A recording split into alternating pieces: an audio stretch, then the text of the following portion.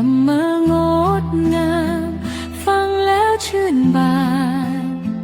สุขใจทุกวันโลกวันนี้หมุนไปไม่หยุดพักหลายคนเหนื่อยนักกับเรื่องราวมากมายมาฟังธรรมะเติมพลังหัวใจสร้างแสงสว่างไว้ให้ชีวิตก้าวเดินนานาสารธรรมดีๆฟังแล้วใจดีมีสุขเหลือเกินธรรมะใกล้ตัวเรียนรู้เพลิดเพลินสร้างทางก้าวเดินด้วยปัญญาและคุณธรรมนานาสารธรรมดีๆวันนี้มีดีมาแบ่งปันสาระความรู้คู่ความสุขทุกวันมารวมสร้างสรรค์สังคมงดงามไปด้วยกันไม่ว่าหนทางจะไกลเพียงใดธรรมะนำใจให้ก้าวผ่านพ้นเปิดใจเรียนรู้สร้างบุญกุศลกับทุกเรื่องราวบนนานาสารธรรมดีๆดี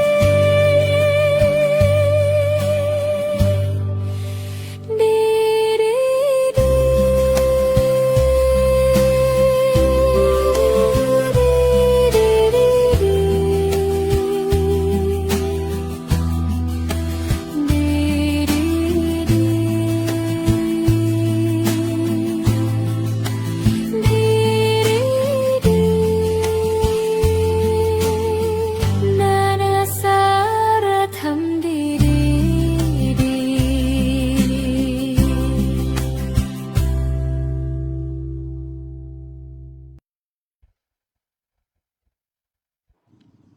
นะมัตถุรัตนตยัสสะขอนอบน้อมแด่พระรัตนกรัยอันเป็นที่เคารพสูงสุดของเราท่านทั้งหลายกราบนมัสการถวายความเคารพเจ้าคณะพระสังฆาธิการครูบาอาจารย์พระธรรมวิทยากรทุกรูปโดยมีพระอาจารย์พระมหาอภิชาติกรัญยวสีเปลี่ยนธรรมข้าประโยคเป็นประธานครับผมขอความเจริญในศีลในธรรมจงบังเกิดมีแด่ศรัทธาสาธุชนญาติโยมทุกคนทุกท่านที่กำลังรับชมรับฟังธรรมะออนไลน์ในรายการนานาสารธรรมดีอยู่ในขณะนี้ทุกช่องทางพบกันในวันนี้ตรงกับวันพฤหัสบดีที่ 6 สิงหาคมพุทธศักราช 2569 ตรงกับวันแรม 8 ค่ำเดือน 8 เป็นวันธรรมสวนะวันแห่งการฟังธรรมของเราเหล่าพุทธบริษัทญาติโยม ก่อนอื่นขอทักทายญาติโยมที่เข้ามาแล้วให้รู้ว่าเป็นรายการสดไม่ใช่รีรันคุณโยมเป็นรายการสดคุณโยมปลาคุณโยมโจอัครวิทย์คุณโยมสายพินคุณโยมเด่นชัยประดิษฐ์ฤรพัฒน์แล้วก็นวลศรีแบโร่คัมโมเลอร์คมชาญคุณโยมคมชาญมาลาและหลายคนหลายท่านที่กำลังรับชมและก็กำลังรับฟังทางรายการของเราอยู่ในขณะนี้รับชมแล้วฟังแล้วคุณโยมอย่าลืมช่วยกันเผยแผ่ธรรมร่วมกันอย่าลืมกดไลค์กดแชร์เพื่อแผ่เป็นธรรมทานร่วมกันวันนี้เราจะได้รับความเมตตาจากครูบาอาจารย์พระธรรมวิทยากรมาร่วมสนทนาธรรมกับเรา6 รูปด้วยกันเพื่อให้การเสียเวลาคุณโยมจะได้นำพาญาติโยมมากราบ นมัสการถวายการต้อนรับถวายความเคารพครูบาอาจารย์พระธรรมวิทยากรที่เมตตามาร่วมสนทนาธรรมกับเราในวันนี้รูปแรกได้กราบพัฒนา จะได้กราบนมัสการถวายความเคารพและถวายการต้อนรับพระอาจารย์นี่ถือว่าเป็นความเมตตามากเลยทีเดียวตั้งแต่อาตมาภาพได้มาทำหน้าที่พิธีกรรายการนานาสาระธรรมดีถือว่าเป็น EP แรกคุณโยม EP นี้คือ EP 221ได้รับความเมตตามากจากพระอาจารย์ที่มาเป็นประธานในการสนทนาธรรมในวันนั้นคือพระอาจารย์รับราชการถวายการต้อนรับพระอาจารย์มหาพิชาติกัญญวสีประเด็นธรรม9ประโยควัดพุทธจักรมงคลสหรัฐอเมริกากราบนมัสการพระอาจารย์ด้วยความเคารพครับและถวายการต้อนรับครับผมรูปที่สองกราบนมัสการพระอาจารย์มหาฉลองสุจิตโตวัดใหม่พิเรนกรุงเทพมหานครสวัสดีกราบนมัสการครับผมอาจารย์มหาฉลองนี่ก็ท่านก็มาร่วมกับเราอยู่ตลอดถ้าไม่มีศาสนกิจอะไรท่านก็เข้ามาท่านจะเข้ามาร่วมกับพวกเราตลอดรูปที่สามกราบนมัสการพระอาจารย์มหาภูมิธรรมภูมิปาโล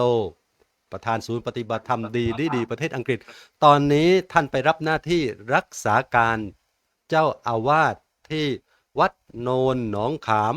อำเภอคงจังหวัดนครราชสีมากราบนมัสการพระอาจารย์ด้วยความเคารพครับผมรูปที่สี่กราบนมัสการถวายการต้อนรับพระอาจารย์พระครูปลัดประกรณ์พิสุทธิ์พุทธสโรวัดตานีสโมสรพระอารามหลวงจังหวัดปัตตานีกราบนมัสการพระอาจารย์ครับผมรูปที่ห้ากราบนมัสการพระอาจารย์เอกพันธ์เอกวันโนหลวงพี่ฮิปโปจากวัดมหาการจังหวัดสงขลาครับผมกราบนมัสการครับผมอาตมาภาพพระครูสมุสมพรญาณวุฒโธผู้ช่วยเจ้าวาดวัดพระทองวัดพระผุดอำเภอถลางจังหวัดภูเก็ตขอโอกาสขออนุญาตครูบาอาจารย์พระธรรมวิทยากรทุกรูปในการทำหน้าที่เป็นพิธีกรดำเนินรายการในวันนี้ครับผมในวันนี้เราจะมาสนทนาธรรมมันในเรื่องของวัดจะเข้าถึง Gen X Gen Y Gen Z และ Gen Alpha ได้อย่างไรพูดง่ายๆคือวัดนี่จะเข้าถึงทุกวัยได้อย่างไรนั่นเองคุณโยมดังนี้การเรียกเจนแต่ละเจนเนี่ยโยมอาจจะบอกเป็นยังไงก็คือเป็นการแบ่งกลุ่มคนตามช่วงปีเกิดหรือที่เรียกว่า generation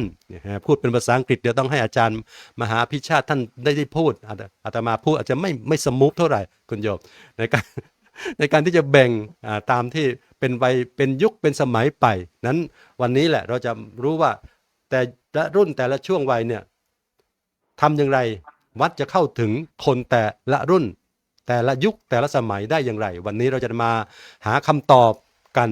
จากพระธรรมวิทยากรที่ทรงภูมิรู้ภูมิธรรมจะได้มาเมตตาขยายความให้ญาติโยมได้ฟังขณะนี้พระธรรมวิทยากรแต่ละรูปที่ทรงภูมิรู้ภูมิธรรมพร้อมแล้วโยมพร้อมหรือยังถ้าพร้อมแล้วเราจะมารับฟังพร้อมกันรูปแรกจะได้กราบอาราธนาพระอาจารย์มหาอภิชาติกัญญวสีประเด็นธรรม9ประโยควัดพุทธมงคลพุทธจักรมงคลสหรัฐอเมริกาได้เมตตาเปิดเป็นประธานเปิดการสนทนาและบรรยายให้ญาติโยมฟังเรื่องวัดจะเข้าถึง Gen X Gen Y Gen Z และ Gen Alpha ได้อย่างไรกราบพระนาพระอาจารย์ด้วยความเคารพครับผม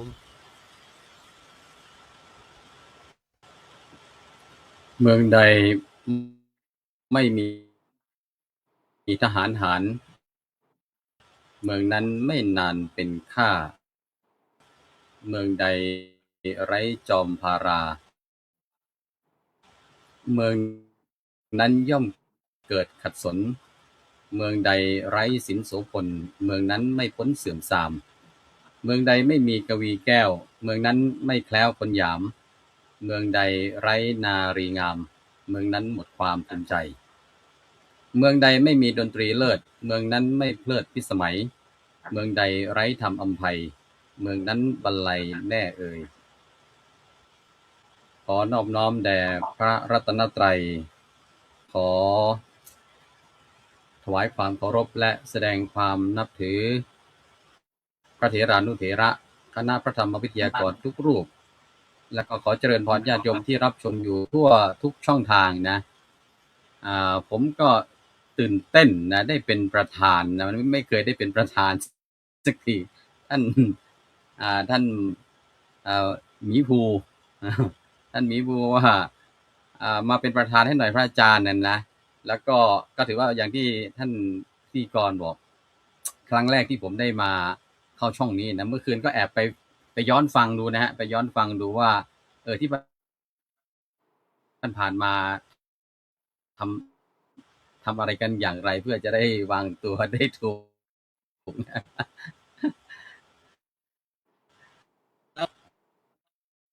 อัลฟามีเจนเหนือมีเจนเล็กกว่านี้อีกนะครับมีเจนเบต้าอีกผมผมผมเกิดทันครูบาอาจารย์แล้วก็ญาติโยมที่ฟังไม่รู้ใครทันบ้างนักร้องกลุ่มหนึ่งชื่อว่ากลุ่ม XYZ นะกลุ่ม XYZ นะกลุ่ม XYZ สมัยนั้นผมก็เป็นเด็กเป็นวัยรุ่นนะฮะเป็นเด็กเป็นวัยรุ่นก็โตมากับศิลปินวง XYZ เนี่ยคิดว่าครูบาอาจารย์หลายรูปญาติโยมหลายคนหลายท่านก็คงจะเคยได้ฟังจนมาเนี่ยพอมาเจอข้อความก็ไม่เคยได้สนใจนะว่า XYZ มันคืออะไรทำไมต้องตั้งชื่อวงว่า XYZ หรือว่าตั้งไว้ล่วงหน้าอีก40-50 ปีที่ผ่านมาก็เลยมีการมาตั้งเนี่ยเจเนอเรชันเนี่ยเจเนอเรชันยุคต่างๆช่วงชั้นอายุจัดดูไปดูผมก็เข้าไปดูข้อมูลเขาก็จัดช่วงอายุระหว่าง15ปีนะ15ปีเป็น1ช่วงอายุ15ปีเป็น1ช่วงอายุกันเป็นยุคเบบี้บูมเบอร์ยุค X ยุค Y เจน X เจน Y เจน Z เจนอัลตร้าเนี่ยเจนอัลฟานะฮะก็คือความแตกต่างความเป็นวัยแต่ว่าเราในฐานะที่ผมก็50ปีแล้วนะ50ปีก็อยู่ใน Gen X นะครับผมอยู่ใน Gen X ถ้าจัดในเจนนะครูบาอาจารย์ก็จัดตัวเองว่าตอนนี้อยู่ในเจนไหนนะผมอยู่ใน Gen X ก็ผ่านการเป็นเด็กทารกเป็นวัยรุ่นนะเป็นวัยกลางคนตอนนี้น่าจะเลยมาวัยกลางคนมานิดหนึ่งแล้วนะจะขาจะขาลงแล้วนะก็เห็นความแตกต่างความเปลี่ยนแปลงตามวัยตามยุคตามสมัยนะฮะแต่ว่าอย่างหนึ่งที่มันไม่เปลี่ยนนะฮะอย่างหนึ่งไม่เปลี่ยนก็คือเอาปัจจัย4พื้นฐานเลยนะที่ไม่เปลี่ยนก็คือเรายังมีเครื่องนุ่งห่มนะฮะมีเครื่องนุ่งห่มต้องกินนะเราต้องนุ่งห่มเราต้องกินเราต้อง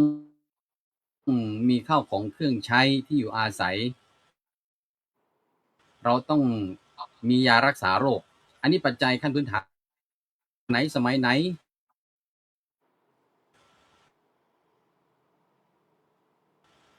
ยังต้องกินนะยังต้องกินยังต้องพาอาศัยยารักษาโรคแต่ว่าสิ่งที่มันเปลี่ยนก็คือเปลี่ยนไปตามยุคตามสมัยก็คือยุคสมัยก่อนใช้เสื้อผ้าแบบไหนหนึ่งยุค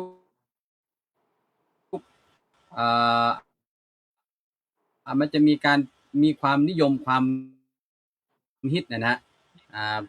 เป็นยุคเป็นสมัยยุคหนึ่งก็เสื้อผ้าแบบนี้ยุคหนึ่งพอไปได้สำเร็จอะไรแล้วนะฮะอาหารการกินก็เหมือนกันนะยุคหนึ่งคนชอบกินแบบนี้อยู่ๆก็มีอาหารแบบแห่ไปกินกันแห่กินกันแห่เปิดกันแห่ขายกันแล้วพอไปยุคหนึ่งสมัยหนึ่งก็อาหารการกินนั้นก็หมดไปก็หมดความนิยมไปแต่คนก็ยังกินอยู่นะคนก็ยังกินอยู่เสื้อผ้าแม้แต่ตกยุคตกสมัยไปมันก็มีอันใหม่เข้ามาอัปเดตอยู่เรื่อยๆให้ทันสมัยอยู่เรื่อยๆคนก็ยังใช้เครื่องนุ่งห่มคนก็ยังกินคนก็ยังบริโภคข้าวของเครื่องใช้ที่อยู่อาศัยบ้านเรือนก็เปลี่ยนแปลงไปตามยุคตามสมัยข้าวของเครื่องใช้ก็เปลี่ยนแปลงไปตามยุคตามสมัยนะยารักษาโรคก็เปลี่ยนไปเพิ่มไปตามยุคตามสมัยตามเทคโนโลยีในการผลิตนะก็มีหลากหลายมากมายอันนั้นคือมันเปลี่ยนความของกาก็ย้อนกลับมาถึงคำว่าวัดเราเนี่ยนะวัดเราจะเข้าถึงคนเจนต่างๆได้อย่างไรนะวัดเราสิ่งวัดก็คือคนจะเข้าถึงคนจะเข้าถึง ถึงทำได้อย่างไรนะฮะได้อย่างไรนะเรามีนโยบายคนไม่เข้าคนไปไหนคนไปอยู่ห้างก็เอาวัดไปไว้ในห้างแล้วก็ต้องตามไปดูนะว่าเมื่อเรายกวัดไปไว้ในห้างแล้วคนเข้าไปใช้บริการวัดในห้างมากน้อยแค่ไหนคนไปไหนคนชอบไปออกกำลังกายที่สวนสาธารณะตอนนี้ก็มีนะครับเอาวัดไปไว้ในสวนสาธารณะแล้วเราก็ไปดูนะว่าพอเอาวัดไปไว้ในสวนที่นั้นนะที่มันมีคนอยู่เยอะๆแล้วนะคนไปออกกำลังกายคนไปใช้ชีวิตอยู่ในสวนสาธารณะแล้วเราเอาธรรมะไปไว้ในสวนสาธารณะแล้วผลตอบรับเป็นอย่างไรมีคนที่อยู่ในสวนเข้าไปใช้บริการวัดในสวนสาธารณะมากน้อยแค่ไหน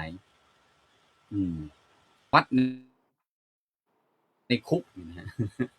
คนไปอยู่ไหนคนส่วนหนึ่งไปอยู่ในคุกโดยที่ไม่ได้มีใครอยากจะไปอยู่ในคุกนะแต่ว่ามันมีความจำเป็นต้องไปอยู่ในคุกแล้วมันไปไหนไม่ได้ก็ทำยังไงก็เอาวัดไปไว้ในคุกอีกอันนี้ก็อาจจะมีจำนวนประชากรคนที่เข้าไปใช้บริการอาจจะเยอะก็ได้นะเพราะว่า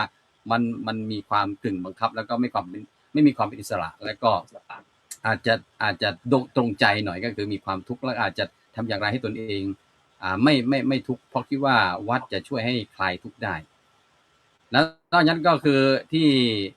ครูบาอาจารย์เราท่านทั้งหลายกำลังทำอยู่นี่คือเอาวัดไปไว้ในอากาศนะฮะเรากำลังเอาวัดไปไว้ในอากาศนะสร้างธรรมะที่อะไรนะอาจารย์สรายุทธบอกว่าเอาวัดไปไว้ในอากาศเอาธรรมะไปไว้อะไรผมก็จำไม่ได้แล้วเนี่ยมีเป็นสโลแกนเนี่ยนี่คือเราพยายามย้ายวัดไปตามที่ว่ามันมีคนอยู่นะคิดว่าคนทำไมไม่มาวัดแล้วคนเขาไปอยู่ไหนแล้วก็เอาวัดไปไว้ตรงนั้นตรงนี้แล้วจากที่เราย้ายวัดเข้าไป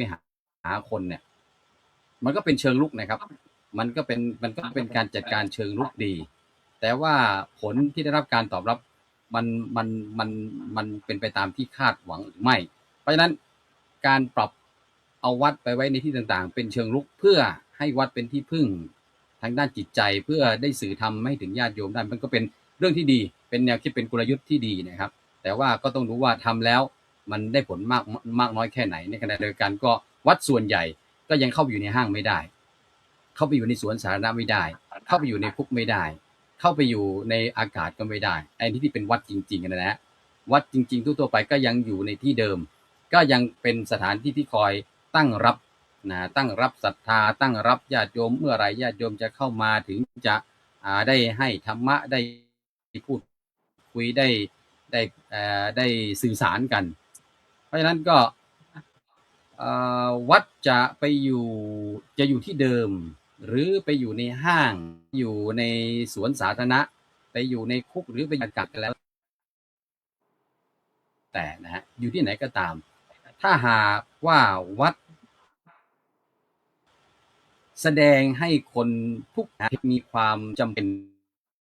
วัดมีความสำคัญนะถ้าเขาเห็นว่าจำเป็นวัดมีความสำคัญผมว่าไม่ว่าจะเป็นวัดจะใช้นโยบายกลยุทธ์เชิงรุกหรือเชิงรับนะวัยทุกคนต่างๆทุกคนทุกวัยหรือว่าหลายๆคนประชาชนคนทั่วไปก็ยินดีที่จะกลับเข้ามาหาวัดเพราะฉะนั้นก็เลยอยากจะสื่อว่าวัดผมหมายถึงวัดแล้วก็ธรรมด้วยนะฮะวัดแล้วก็คืออาจจะคือตัวธรรมด้วยต้องให้ทำอย่างไรจะให้คนเขาเห็นโกติปัญโยท่านบรรยายพูดไว้บ่อยครั้งว่าอันเพชรนินจินดามีค่ามากแต่ถ้าหากไก่เห็นไก่ก็เฉยคนใจต่ำพบธรรมะก็ละเลยย่อมเมินเฉยไม่ใส่ใจเช่นเดียวกันอันสัญชาติแมลงวันชอบของเน่าพมรเจ้าก็พอใจดอกไม้หอมส่วนคนชั่วชอบทำชั่วบาปก็ยอมคนดีย่อมทำแต่ดีทวีคุณอันนี้ก็อยากจะบอกว่าแม้ว่าวัดถ้าหากเรามองว่าในตัวเราซึ่งเป็นพระที่อยู่ในวัดเองนะเราก็จะเห็นว่าวัดนะมีความสำคัญนะวัดมีความสำคัญมีความจำเป็นธรรมะมีความสำคัญมีความจำเป็น แต่ถ้านี่ค่านะเราเห็นคุณค่าเราเห็นความสำคัญเราก็จะเห็นว่าวัดมีความสำคัญมีความจำเป็นอย่างนั้นอย่างนี้ธรรมะมีความสำคัญมีความจำเป็นอย่างนั้นอย่างนี้ขาดไม่ได้นะแต่ในกรณีที่คนที่มองต่างจากเราที่เขาไม่เห็นคุณค่าไม่เห็นความสำคัญโดยเฉพาะยิ่งช่วงนี้มีข่าวพระสงฆ์ออกมาในทางลบหรือยังไม่มีทีท่าว่าจะหยุดแล้วก็คงจะไม่หยุดนะอาจจะมันอยู่ที่มีคนขุดออกมาตีแผ่ด้วยวัตถุประสงค์ใดก็แล้วแต่เนี่ยฮะมันก็ยิ่งไปเสริมไปเพิ่มความคิดบอกวัดมีความสำคัญไหมพระสงฆ์มีความสำคัญมีความจำเป็นไหมธรรมะมีความสำคัญจำเป็นไหมเพราะว่าพระสงฆ์เองผู้ที่อยู่กับธรรมะผู้ที่เรียนธรรมะผู้ที่สอนธรรมะยังเป็นอย่างนั้นนะแล้วเรายังจะไปสนใจเข้าวัดทำไมศึกษาธรรมะทำไมหรือว่าไปกราบไหว้พระสงฆ์ทำไมนะเพราะฉะนั้นก็เลยในส่วนตัวขอแยกเป็น2หลักสื่อหลักก็คือวัดกับธรรมะนะฮะอันนี้วัดดีโดยความเป็นวัดอยู่แล้วนะฮะวัดดีโดยความเป็นวัดอยู่แล้วธรรมะดีมีคุณค่าโดยความเป็นตัวของธรรมะอยู่แล้วนะฮะมีดีมีคุณค่าอยู่ในตัวของธรรมะอยู่แล้วแต่คราวนี้สิ่งที่ขาดไปที่เราจะต้องเสริมนะเป็นเสริมก็คือฝากกับวิทยากรทุกท่านหรือว่าญาติโยมให้เข้าใจก็คือสิ่งที่ขาดก็คือการสื่อนะการสื่อธรรมะการสื่อวัดนะการสื่อธรรมะการสื่อวัดการเอาวัดไปพรีเซนต์การเอาธรรมะไปพรีเซนต์ไปนำเสนอแล้วก็เพราะฉะนั้นการสื่อธรรมะการสื่อวัดให้คนเห็นคุณค่าเห็นความสำคัญเนี่ยมันสำคัญตรงที่คือวัดมีความดีความเด่นความงามอยู่แล้วนะฮะธรรมะมีความดีความเด่นความงามอยู่แล้วแต่ขาดคนที่นำเอาวัดเอาธรรมะเนี่ยไปสื่อซึ่งก็คือตัวพุทธบริษัทพุทธศาสนิกชนทั้งหลายนี่แหละภิกษุภิกษุณีอุบาสกอุบาสิกานี่แหละจะช่วยกันสื่อธรรมะได้อย่างไรอย่างพ่อแม่นี่นะไปวัดปู่ย่าตายายพ่อแม่ไปวัดนะไปวัดทุกวันพระไม่ขาดเลยแต่พอกลับมาวัดกลับมาบ้านนะยังบ่นยังด่ายังว่ายังทะเลาะกันในบ้านในครอบครัวยังนู่นนี่กับลูกหลานมันก็เลยมองว่าการที่พ่อแม่ไปวัดเนี่ยคือพ่อแม่ปู่ย่าตายายก็ลืมไปว่าตัวเองก็คือเป็นตัวสื่อธรรมะนะสื่อธรรมะหรือสื่อความเป็นคนวัดให้ลูกหลานได้เห็นว่าเมื่อตนเองไปวัดแล้วเนี่ยยกระดับจิตใจมีธรรมะธรรมโมหรือว่ามีคุณธรรมนะมีคุณธรรมมากขึ้นกว่าคนที่ไม่ไปวัดไหมถ้าลูกหลานก็เห็นว่าพ่อแม่นี่ไปแล้วดีนะไปแล้วเปลี่ยนนะดีขึ้นเขาก็แสดงว่าไปวัดนี่มันดีนะแต่ว่าพอถ้าไปวัดแล้วกลับมายังเหมือนเดิมหรือแย่กว่าเดิมลูกหลานแสดงว่าการที่ไปวัดมันไม่ได้ช่วยอะไรเลยนะนี่ก็คือเป็นเหตุผลหนึ่งนะเพราะฉะนั้นผู้ที่จะทำหน้าที่ช่วยสื่อธรรมพ่อแม่อุบาสกอุบาสิกาที่มาวัดก็เป็นสื่อก็เป็นตัวช่องทางหรือสื่อธรรมได้ภิกษุสงฆ์เองนี่คือเป็นตัวหลักเลยนะเป็นตัวหลักเลยเป็นสื่อหลักในการสื่อธรรมนะเป็นตัวหลักในการสื่อธรรมเพราะฉะนั้นเราอาจจะต้องปรับเปลี่ยนอาจจะไม่ได้แต่งธรรมนะพระธรรมทูตเราอาจจะไม่ต้องแต่งธรรมแต่อาจจะต้องแต่งคำก็ได้นะไม่ต้องแต่งธรรม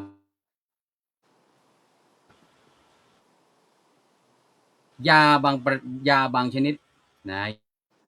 ยาบางยาบา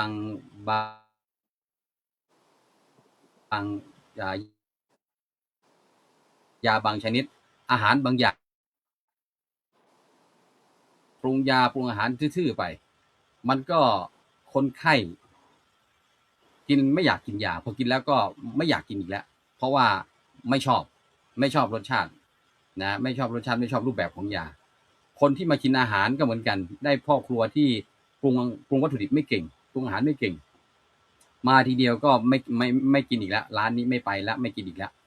เพราะฉะนั้นพระธรรมทูตภิกษุสงฆ์เราเองพระธรรมวิทยากรเราเองก็ตามก็เราก็ลักษณะคล้ายๆนั่นนะเราลักษณะคล้ายๆพ่อครัวแล้วก็นายแพทย์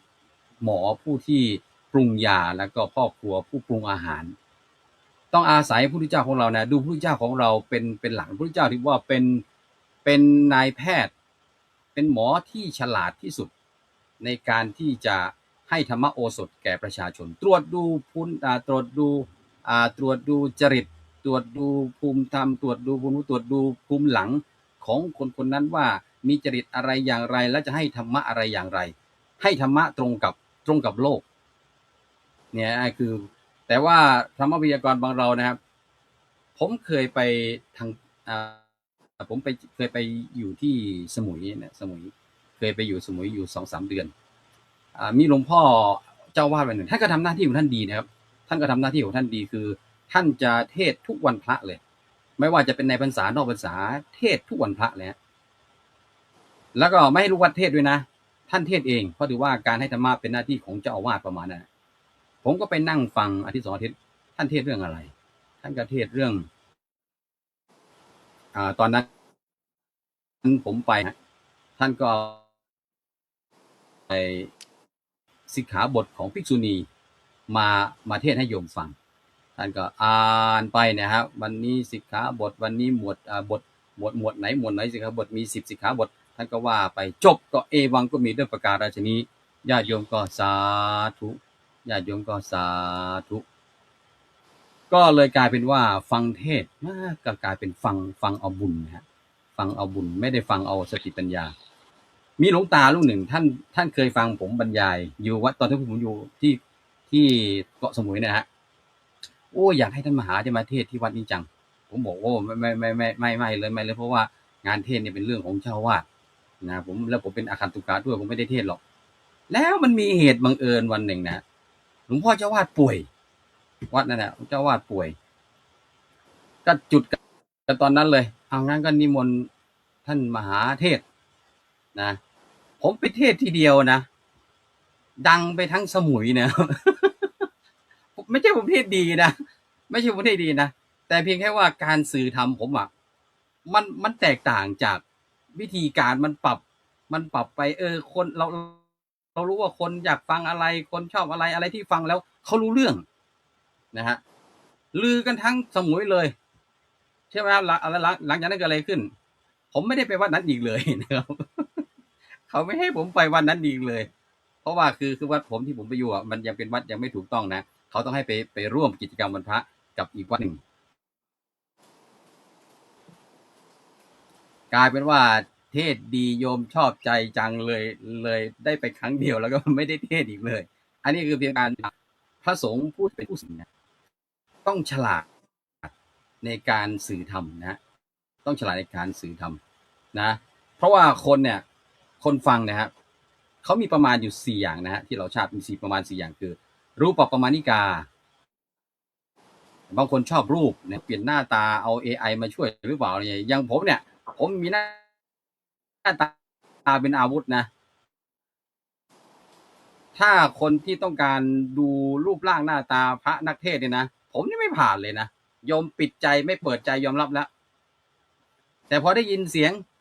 ข้อที่2โคสปมาณิกาพอฟังเสียงพระองค์นี้เสียงดังฟังชัดกังวานดีเริ่มจะเปิดใจรับแล้วลูกขับประมาณิกาญาติโยมบางคนอาจจะชอบความปอนพระที่ท่านใช้ชีวิตไม่เป็นแบบสมถะนะไม่หรูหราฟู่ฟ้าเขาจะเปิดใจพระสายวัดป่านะพระสายกรรมฐานใช่ไหมฮะอันนี้ก็จะเปิดใจยอมรับง่ายสุดท้ายก็ธรรมประมาณิกาก็จะมีผู้ฟังนะฮะมีผู้ฟังที่ไม่เน้นรูปร่างหน้าตาไม่เน้นเสียงอย่างอาจารย์วเนี่ยอาจารย์ววชิรเมธพูดนะท่านก็บอกว่าท่านเป็นคนอาภัพเสียงท่านไม่ดังเสียงท่านไม่กังวานแต่ท่านก็คนที่ชอบธรรมะสนใจแก่นสาระเนี่ยนะนำมานาสารธรรมเนี่ยนะถ้าสนใจนาสารธรรมดีถ้าชอบแบบนี้ก็มาแบบนี้นะถ้าชอบสมัชชาสงฆ์ไทยในสหรัฐอเมริกาก็ไปช่องสมัชชาสงฆ์ไทยอเมริกาถ้า4อย่างนี้อยู่ในเดียวกันได้นะรูปประมาณิกาโคสปมาณิกา รูปปมาณิกาและธรรมปมาณิกาอยู่ในอันเดียวกันได้นะอันนี้สุดยอดเลยนะฮะสุดยอดเพราะฉะนั้นนี่เป็นการบ้านนะเป็นการบ้านของเราที่เป็นพระธรรมวิทยากรว่าเราจะสื่อธรรมะอย่างไรให้คนที่ต่างเจนกันได้รู้ได้เข้าใจให้เข้าใจนะเพราะว่าธรรมะมันจะเป็นสำหรับทุกวัยนะครับพระพุทธเจ้าก็เคยเทศเรื่องราหุโรวัฏสูตรใช่ไหมเทศให้เนนฟังนะพระพุทธเจ้าก็เคยเทศสามเณรราหุลฟังก็เอาสื่ออุปกรณ์การเรียนการสอนคือน้ำล้างเท้ากับภาชนะสอนเนนราหุลนะเคยสอนในกุมารกสูตรสอนเด็กฆ่าปลานะพระพุทธเจ้าก็ไปสอนเด็กในที่เขาเล่นเพราะฉะนั้นสำหรับทุกเจนทุกอะไรนะธรรมะจำเป็นสำหรับทุกคนอยู่ที่ว่าผู้สื่อธรรมจะสื่ออย่างไรให้เขาเข้าใจได้ตามความเหมาะสมกับวัยของเขาก็จึงฝากเป็นการบ้านนะฝากเป็นการบ้านของพระธรรมวิทยากรทั้งหลายว่าวัดหรือธรรมะนี้ยังมีความจำเป็นกับทุกทุกเจนนะทุกเจนนะการเปลี่ยนนโยบายเชิงรุกเอาวัดเอาธรรมะไปอยู่ตรงนั้นไปอยู่ตรงนี้ในที่ที่มีคนเยอะๆแต่แน่นอนในการถ้าเข้าไปแล้วนะเขาอาจจะสนใจเบื้องแรกเบื้องต้นแล้วพอไปเห็นแล้วก็วิธีการสื่อสารการใช้คำก็ยังฟังยากนะ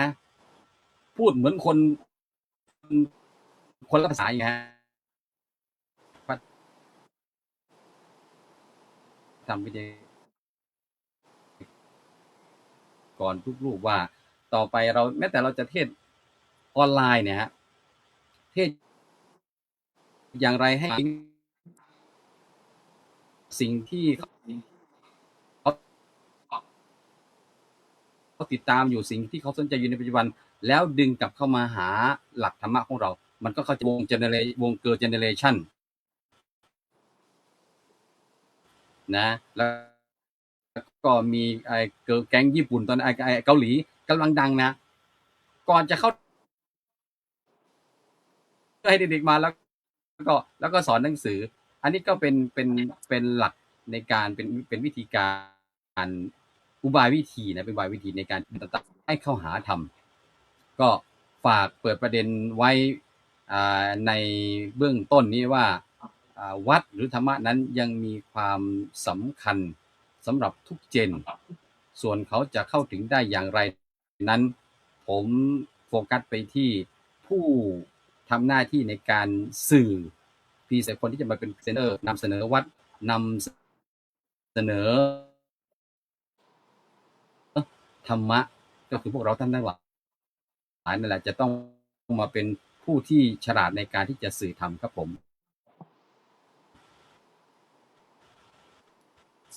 สาธุครับกราบขอบคุณพระอาจารย์มหาพิชาติการัญยวศรีบทเรียนธรรม9ประโยคว่าพุทธจักรมงคล USA สหรัฐอเมริกาครับผมโอ้โหถือว่าวันนี้โยมถือว่าเป็นมงคลชีวิตของเราเป็นมงคลกับหูเราได้ฟังธรรมจากพระอาจารย์บอกว่าพระอาจารย์บอกว่าเป็นครั้งแรกมานี่ก็ตื่นเต้นอุตส่าห์ไปทบทวนดูว่ารายการนานาสารธรรมดีเนี่ยก็พูดอะไรกันปกติท่านจะเป็นผู้ที่ไปเป็นวิทยากรบรรยายหลักใน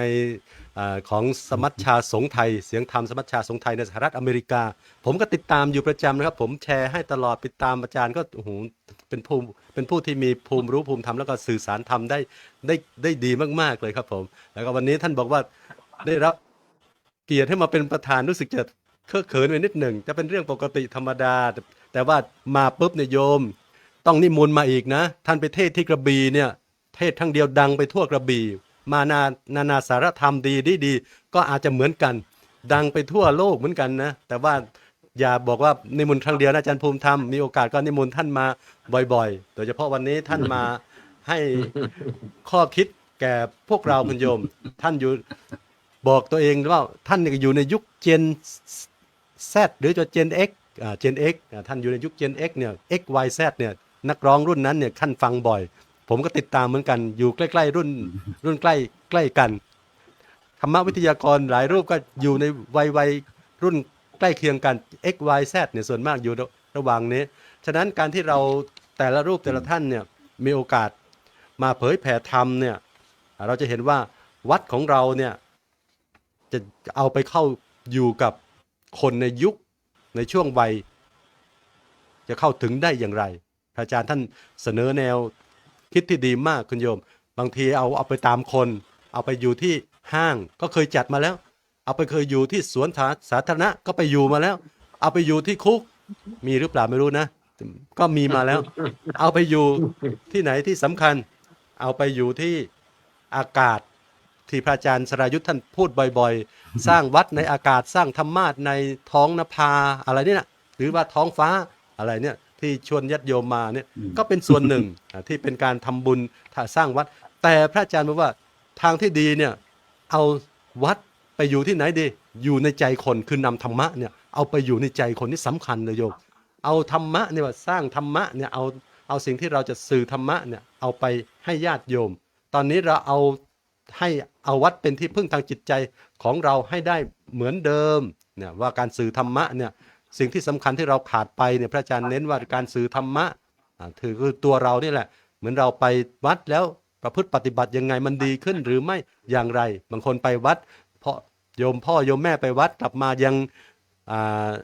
พูดกับลูกไม่ดีหรือว่ายังปฏิบัติไม่ค่อยได้อย่างเงี้ยก็เป็นสิ่งที่ทำให้ลูกมีคำถามก็ได้นั้นท่านเนี่ยจึงเน้นให้เราเนี่ย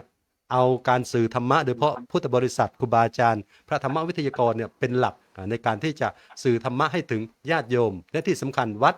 ยังและธรรมะเนี่ยยังมีความสำคัญกับทุกเจเนอเรชันทุกวัยแต่สำคัญว่าเรานี่จะสื่อสารธรรมะให้ไปสู่ในใจของแต่ละวัยได้อย่างไรสร้างวัดในอากาศและสร้างวัดในใจของโยมนี่แหละดีที่สุดโดยเอาธรรมะไปสู่ใจญาติโยมเราพระธรรมวิทยากรทุกรูปเนี่ยเป็นผู้สร้างวัดจะเข้าไปสู่ในจิตใจของญาติโยมวันนี้ถือว่าเป็นความเมตตาของพระอาจารย์มหาอภิชาติกรัญญวสีเป็นอย่างมากที่เมตตามา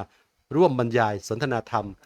ในรายการนานาสาระธรรมดีกราบขอบคุณพระอาจารย์ครับผมโอกาสหน้ามีเวลาก็มาเยี่ยมกันได้นะครับผมเป็นประธานได้ตลอด ครับผมหาอาจารย์มีภารกิจก็สามารถพักผ่อนได้ครับผมยินดีครับยินดีครับครับลำดับต่อไปจะได้กราบพระนาพระอาจารย์มหาฉลองสุจิตโตวัดใหม่พิเรนได้มาบรรยายสนทนาธรรมบรรยายธรรมให้ญาติโยมได้ฟังกราบพระนาพระอาจารย์ด้วยความเคารพครับผมสาธุขอนอบน้อมแด่องค์สมเด็จพระสัมมาสัมพุทธเจ้าผู้ไกลจากกิเลสตรัสรู้ชอบได้โดยพระองค์เองตลอดถึงพระธรรมในพระอริยสงฆ์สาวกทั้งหลายถวายความเคารพพระมหาเถระพระเถรานุเถระทั้งหลายและขอเจริญพรญาติโยมทุกคนทุกท่านที่ติดตามรับฟังรับชมก็ถือว่าเป็นแฟนคลับที่เหนียวแน่นเนาะเพื่อไม่เสียเวลาเดี๋ยวก็จะเข้าเรื่องเฉลยนะก่อนจะเข้าเรื่องก็นึกถึงคำอยู่สัก3-4 คำเนาะคำว่าวิมุตติแล้วก็คำว่าสมาธิแล้วก็คำว่าศึกษาเล่าเรียนแล้วก็สุดท้ายก็คือคำว่าทานครับเดี๋ยวจะเชื่อมโยงกันให้ได้เห็นนะครับว่ามันเป็นอย่างไรบ้างกับที่เราพยายามนำเสนอในเรื่องของนำธรรมะนะครับไปให้เข้าถึงประชาชนทั้งหลายครับทีนี้เราต้องเข้าใจบริบทก่อนว่าพุทธศาสนามันมีความเจริญเติบโตมายังไงรุ่นนู้นนะเขาใช้วิธีอย่างแบบไหนอะไรยังไงประมาณเนี้ยนี่ว่าอย่างบังเอิญว่าพุทธศาสนาเนี่ยครับมันเป็นศาสนาที่เน้นไปในเรื่องของการพัฒนาจิตใจซะมากกว่าเราให้น้ำหนักการพัฒนาจิตใจเนี่ยมากเพราะว่าอะไรครับการกระทำก็ดีการพูดจาก็ดีการแสดงออกต่างๆก็ดีนะครับมันจะได้หรือไม่ได้มันจะดีหรือไม่ดีเนี่ยมันอยู่ที่ใจของเรานี่เมนมันเป็นอย่างนี้นะทีนี้ถ้าเรามามองตรงนี้ว่าที่ยกคำพูดว่านะวิมุตติก็ดีคำว่าวิมุตติคำว่าสมาธิคำว่า อะไรต่างๆเนี่ยมีสัก4-5 คำโดยประมาณเนี้ยนะก็ไม่คือจริงๆเรียกว่ายุคที่ยุคเราตอนเนี้ย มันยุคของเราเนี่ยไม่ทราบจะถูกหรือผิดนะเราจะเน้นไปในเรื่องของอะไรนะในเรื่องของทานถ้าเรานี่จะแสดงธรรมในเรื่องของทานนี้มากมากเลยนะแต่ว่าจะเรื่องอะไรก็แล้วแต่เน้นเรื่องทานคือสอนญาติโยมให้ความสำคัญกับโยมต้องให้ความสำคัญกับเรื่องการบริจาคการทำบุญนะอะไรอย่างนี้เป็นต้นเสร็จแล้วพระเราก็มันมาถึงยุคของช่วงกลางของ5,000แล้ว ก็คือว่าเราก็ได้แต่ศึกษานะเรียนรู้เรียนรู้นะเรียนรู้ตามทฤษฎีตามตำรานะแล้วก็เราก็ไปเน้นในเรื่องของที่ว่าเน้นในญาติโยมเนี่ยคือพูดง่ายว่าให้ทำบุญให้ทานอย่างนั้นเนี่ยเพราะฉะนั้นการตลาดของพระเนี่ยเราถ้าพูดในปัจจุบันเนี่ย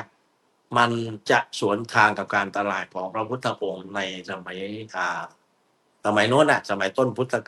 ธกาลก็แล้วกันนะครับทีนี้ทีเนี้ยถ้าเรามองว่าพระพุทธองค์เนี่ยให้ความสำคัญกับคนกลุ่มไหนมากที่สุดจริงๆแล้วพระพุทธองค์ให้ความสำคัญกับคนกลุ่มที่พร้อมที่สุดก่อนพร้อมที่จะเปลี่ยนความคิดพร้อมที่จะพัฒนาความคิดตัวเองให้ไปสู่เป้าหมายให้ได้ก่อนอย่างเงี้ยเสร็จแล้วพระพุทธองค์ก็จะกระจายหรือว่าส่งเสริมหรือว่าสนับสนุนลูกศิษย์กลุ่มนั้นคือพระอรหันต์เจ้าอะไรอย่างเนี้ยไปเผยแผ่พระศาสนาซึ่งบางครั้งบางคราวท่านก็ถ้าเราดูแล้วคือว่าพระเหล่านั้นก็พูดแค่ว่าทำงานใกล้ชิดพระศาสดาแล้วช่วงหนึ่ง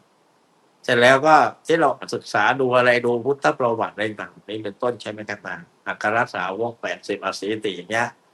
ก็สุดท้ายแล้วก็คือไปเผยแผ่ธรรมะเนี่ยที่บ้านเกิดเมืองนอนของท่านนะครับทีนี้เรามาดูว่าแล้วในปัจจุบันทำไมเราเนี่ยไม่ทำแบบคล้ายๆว่าเอาวิธีปฏิบัติหรือวิธีเผยแผ่ศาสนาหรือว่าวิธีอะไรต่างๆเนี่ยในการพัฒนาตนเราผู้พระวิทยากรทั้งหลายเนี่ย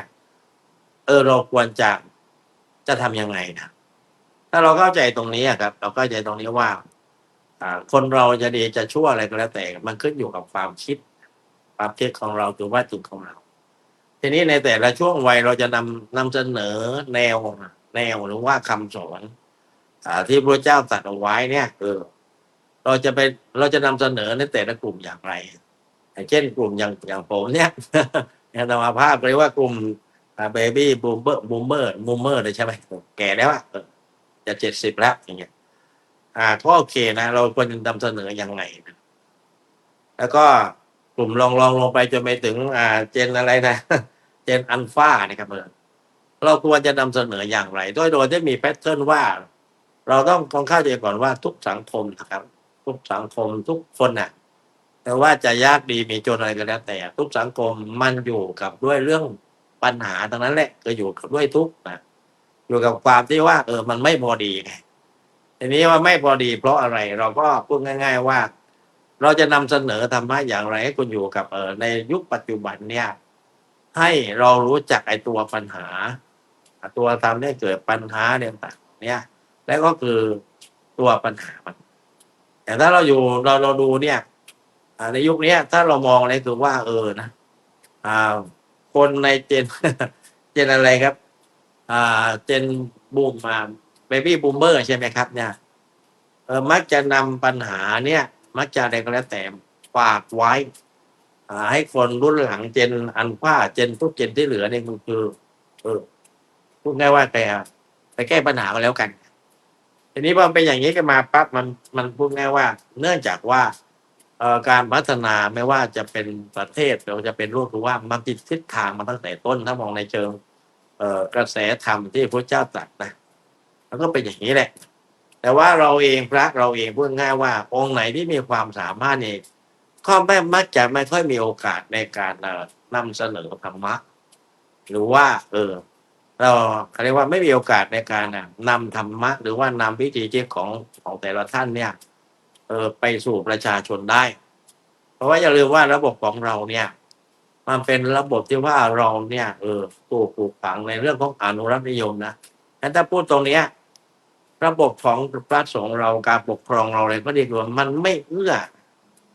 100%ที่จะนำธรรมะไปสู่ประชาชนแต่ละเจนนะครับอย่างอาตมาภาพเนี่ยคือนำเสนอเรามองเห็นว่าปัญหาต่างๆเนี่ยมันเกิดมาจากคนเจนไหนเจนอันกว้างมากกว่าเจนหนึ่งก็มีไม่มีที่เราศึกษาตรงนี้อุปนิสัยของแต่ละเจนเป็นอย่างไรงั้นการที่เราจะนำเสนอธรรมะไปให้ครอบคลุมเนี่ยคนในแต่ละเจนได้คือหมายความว่าเราเองนะครับต้องนำธรรมะเข้ามาสู่จิตเราเสียก่อนและเราเข้าเขาจะพูดคำเดิมว่าเราต้องเข้าใจเจตนารมณ์นะเจตนารมณ์ของพระสัมมาสัมพุทธเจ้านี่คือพระพุทธองค์วางเจตนารมณ์ไว้อย่างไรซึ่งจริงแล้วเจตนารมณ์ของพระเจ้าคือหมายความว่าเราต้องการให้คนเนี่ยพูดง่ายๆว่าใช้ชีวิตอย่างไรคือไม่ทุกข์เรียกว่าในภาษาเขาเรียกว่าใส่บาปใช่ไหมครับก็แบบเนี้ยแต่ที่ว่าเรานำเสนอจริงๆแล้วเรานำเสนอเรื่องธรรมะต่างๆให้มันเหมาะสมกับเจนเนี่ยเราก็นำเสนอกันเยอะผมก็เข้าไปดูนะอาตมาก็เข้าไปดูในการนำเสนอของพระอาจารย์แต่ละรูปไปเข้าถึงนะอะไรโครงการต่างๆตั้งขึ้นมาค่ายพุทธธรรมค่ายจริยธรรมค่ายต่างๆก็ตั้งขึ้นมาเยอะแต่ก็เหลียวกลับไปมองแล้วมันก็ดีนะมันก็ดีไม่ดีนะแต่ว่าบังเอิญว่าเราไม่นำอะไรครับเจตนารมณ์ของพระพุทธเจ้านี่ไปเปิดเผยและเราเนี่ยไม่ได้นำมาอะไรต่างๆกุศโลบายที่พระเจ้าเนี่ยทรงปฏิบัติก็ดีทรงแสดงไว้ก็ดีเนี่ยเราไม่ได้นำไปเปิดเผยให้เยาวชนหรอกนั้นเนี่ยได้เข้าใจนะนี่ทั้งเยาวชนก็ดีอะไรก็ดีอย่างนี้เป็นต้นเราจะไปมูฟกันที่เรื่องทานจะมากกว่าเราไปมูฟเรื่องทานไปให้กับเด็กอย่างนั้นอย่างนี้อย่างโน้นอะไรต่างๆแต่ละวัยและยิ่งในวัยเบบี้บูมเมอร์อย่างอาตมาภาพเนี่ยอย่างกับผมนะครับนะเป็นวัยที่ว่าคืออยากจะช่วยเหลืออยากจะแบ่งปันนะมันก็เป็นช่องว่างให้กับคนที่อยู่ในองค์กรของเราเนาะหรือว่านักบวชเนี่ยก็พูดง่ายว่ามันไม่ซื่อสัตย์ต่อพระพุทธองค์พูดง่ายว่าเราไปทำงานเราไปเผยแผ่เพื่อเลี้ยงชีพจะมากกว่าเราไม่ได้นำไปเผยแผ่นำธรรมะของพระเจ้าไปเผยแผ่เพื่อให้เขานี้ได้ปฏิบัติเพื่อการออกจากทุกข์ให้ได้อย่างนี้รู้ทุกข์แล้วก็ออกจากทุกข์ให้ได้เราไม่นำเสนอแบบนี้ถ้าจะนำเสนอสักทีเราก็พูดง่ายๆว่าแบบเขินๆให้อายและส่วนมากที่ส่วนตัวสังเกตดูนะอันนี้พูดเฉพาะที่ว่าเราไปนำเสนอเยาวชนเนี่ยเราไปนำเสนอในเรื่องของซึ่งมันไม่ได้เข้าใจในว่าปัญหามันเกิดจากอะไรส่วนมากเราจะไปคิดมุมมองโมเมนตัมมองว่าเด็กมันสอนยากเด็กมันดื้อเราก็ไม่ค่อยนำเสนอธรรมะซึ่งเป็นหัวใจของศาสนาเนี่ยอย่างเช่นเรื่องสมาธิเรื่องสมาธิเรื่องอะไรต่างๆเราไม่ค่อยนำเสนอให้เหมาะสมกับจิตทีนี้เราจะใช้เรื่องฐานนี้แหละนะครับส่วนมากนำเสนอกับคนทุกจิตแนวจริงๆครับเราจะนำเสนอเรื่องทานก็ได้เรื่องวิมุตติก็ได้เรื่องอะไรต่างได้ทั้งหมดแหละครับแต่ว่านะครับเราต้องนำเสนอนะครับว่าเทคนิควิธีการและเจตนารมณ์ของพระพุทธองค์ว่าพุทธศาสนาสอนอย่างนี้ถ้าคุณอยากออกจากทุกข์คุณต้องปฏิบัติแบบนี้เราก็ปฏิบัติให้ดูพูดง่ายว่าพัฒนาจิตใจอย่างนี้ครับที่พอเจนทีนี้เจนที่เหนื่อยที่สุดครับเจนรองลงมาเจนอะไรนะเจน X เจน Y อย่างเงี้ยอย่างนี้เป็นต้นนะครับนะเจนเนี้ยมันเป็นคนหาเลี้ยงนะครับเจนที่เหลือทั้งหมดเพราะงั้นเนี่ยเราก็ปล่อยให้คนเหล่านี้คือพูดง่ายๆว่าต้องทำงานเพื่อมาเลี้ยงเจนที่เหลือเลี้ยงพ่อแม่ปู่ย่าตายายมาเลี้ยงลูกมาเลี้ยงหลานกลายเป็นว่าเราเนี่ยครับไปพูดง่ายว่าไปสอนเรื่องทานคนเฒ่าคนแก่เจนเบบี้บูมเมอร์ก็พูดง่ายว่าคือก็อยากทำบุญให้ทานบางครั้งบางคราวเรานำเสนอเรื่องทานมันเกินพอดีไปมันก็ทำให้เรานี่เสื่อมเสียสถานะแห่งความศรัทธาแห่งความเชื่อถือของประชาชนเพราะฉะนั้นเรา เราจะนำธรรมะอะไรก็แล้วแต่ไปนำเสนอนะอย่าลืมนะครับว่าเราเนี่ยครับต้องนำเสนอเรื่องการพัฒนาจิตใจเนี่ยก่อนถ้าตามเจตนารมณ์พระพุทธองค์นะทีนี้อย่างเด็กนะครับ เราไม่ต้องไปนำเสนอไม่ต้องไปอะไรต่างๆ จากประสบการณ์ของอาตมาภาพเองเนี่ยพูดง่ายว่าถ้าเราปฏิบัติได้เมื่อไหร่เรานำเสนออย่างนั้นเลยครับ และการนำเสนอพูดง่ายๆว่าเราต้องทำให้ดูไม่ต้องไปพูดมาก ว่าไม่ต้องไปไอ้นั่นอย่างนี้อะไรต่างๆต้องไปทำอะไรต่างๆ เนี่ย ไม่จำเป็นเลยนะครับ อย่างเช่นการนั่งสมาธิเพชที่ผมทำเนี่ยที่อาตมาภาพทำเนี่ยพูดง่ายว่า เราต้องเชื่อก่อนว่าเราไม่ใช่ไปเพื่อสอนทำเด็กนะ แต่เราไปเนี่ยเพื่อให้เด็กนี่สอนทำเรานะครับ เด็กสอนทำเรานะเพราะว่าอะไรครับ เราเนี่ยเรียกทิฏฐิพระมานะกษัตริย์ใช่ไหมเพราะฉะนั้นในเรื่องเหล่านี้ครับจะเจนไหนก็แล้วแต่ครับ มันอยู่ที่ว่าเรานำเสนอนะครับเจตนารมณ์หรือว่าธรรมะของพระพุทธองค์เนี่ยพูดง่ายๆว่าเหมาะสมกับคนในเจนนั้นไหมเรามีความสามารถมากพอไหมทีนี้คำถามว่าเรามีความสามารถก็มากพอไหมเขาอยู่ที่ว่าเรานะครับ เข้าใจในการอยู่ เข้าใจในการดำรงชีวิตนะที่พระพุทธเจ้าตรัสไว้เนี่ยไว้ได้มากน้อยขนาดไหนผมจำหลวงอาตมาภาพจำหลวงพ่อแช่มท่านสอนวัดประกาศเท่านะครับ ท่านสอนว่าท่านสอนว่าอะไรรู้ไหมอย่าไปสอนคนอื่น ในเรื่องที่เรายังปฏิบัติไม่ได้ อย่าไปสอนคนอื่นในเรื่องที่เราปฏิบัติไม่ได้นะและถ้าเราจะสอนก็แล้วแต่เราต้องปฏิบัติให้ดู ทีนี้พอปฏิบัติให้ดูตรงนี้ปั๊บเนี่ยเราแค่ว่าแต่ถ้าเรามองทฤษฎีพระพุทธองค์เนี่ยสอนให้เราเนี่ยคือพระทั้งหมดทั้งมวลเนี่ยพูดง่ายว่า ต้องพัฒนาจิตใจเราก่อน ให้อยู่ในระดับไหนก่อน อย่างเช่นระดับสมาธิเนี่ยเราเนี่ยมีเทคนิคมีวิธีการมีอะไรต่างพัฒนายังไงก่อนพอเราพัฒนาอย่างนี้ตัวเราได้เมื่อไหร่ครับจำไว้ว่านำประสบการณ์ที่เราปฏิบัตินี่แหละครับนะไปสู่ญาติโยมทีนี้มันอยู่ที่เทคนิคว่าอย่างเจนอะไรเจนอันว่าเจนอันเนี้ยเราจะนำเสนอการปฏิบัติธรรมนั่งสมาธิอย่างไรให้เขานี่ปฏิบัติได้เจนที่มันนั่นสูงขึ้นมาหน่อยในวัย20 ปีขึ้นเนี่ยครับจะไม่ถึง40 ปีเนี่ยเรานำเสนอเราจะสอนเรื่องการปฏิบัติธรรมตรงนี้นั่งสมาธิเนี่ยอย่างไรเพื่อให้เขานี่นำไปใช้ได้เลยนะเพราะเจนอะไรเจนที่ว่าเจนเป็นมั่วเจนอย่างอัตมาภาพเนี่ยพูดง่ายๆว่าใจมันไม่มาแล้วทางเนี้ยมันไปแต่เรื่องอยากช่วยเหลืออยากแบ่งปันมากกว่าแต่ว่าถ้าเราเนี่ยได้ฝึกนะได้ฝึกเรื่องการปฏิบัติอย่างถูกต้องมาตั้งแต่ต้นเนี่ยครับพูดง่ายๆว่านะศาสนาพุทธเนี่ยยังอยู่ในใจของทุกเจนนะครับขึ้นอยู่ว่าเราผู้นำเสนอเนี่ยมีประสบการณ์ไหมหรือถ้าพูดแบบตรงไปตรงมาแบบไม่เกรงใจว่าเราได้พัฒนาตัวเราไหมเรานั่งสมาธิเป็นไหมนั่งสมาธิมีกี่แบบไหนที่ดีที่สุดนั่งแล้วมันเป็นยังไงอย่างนี้เป็นต้นนะครับเชื่อแต่ว่านะการเข้าถึงเจนต่างๆมันไม่ได้ยากเพราะว่าไม่ว่าวัยไหนนะครับ เด็กก็อยากใกล้ชิดกับพระนะอยากใกล้ชิดกับพระทีนี้คำพูดง่ายอย่างง่ายๆคือว่าเมื่อเราสอนเขาปฏิบัติได้ต่อไปก็เข้าไปดูแลเขาว่าพระเราเนี่ยไปดูแลเขาแต่คำว่าดูแลเขาคือไปสอนการใช้ชีวิตไปสอนในเรื่องของอะไรครับเรื่องวัตถุสิ่งของเรื่องอะไรที่พระอาจารย์มหานำเสนอในเรื่องของปัจจัย4อย่างนี้เป็นต้นนะครับ และอย่างก็คือว่าอีกอย่างคือว่าเราควร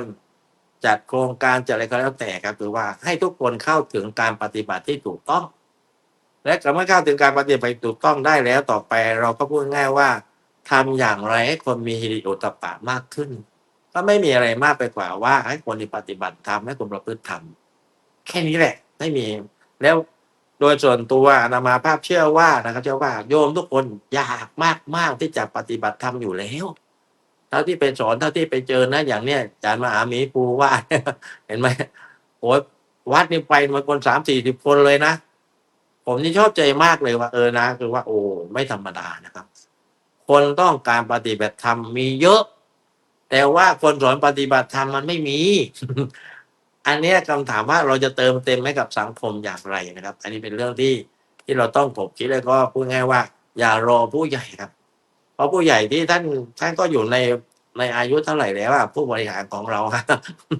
80-90แล้วท่านก็ไม่แล้วก็ท่านไม่ได้ถูกสอนในเรื่องเหล่านี้ไงท่านก็ถูกสอนในเรื่องก็เรียนให้จบปริญญาในเรื่องการเรียนต่างเนี่ยพูดง่ายว่าทัศนคติที่เราถูกวางมาเนี่ย มันไม่ถูกตรงกับเจตนารมณ์ของพระพุทธองค์นะอย่างเนี้ย เพราะฉะนั้นครับนำเสนอว่าเราเนี่ยครับ สอนเรื่องเอาว่าเราจับหลักอย่างนี้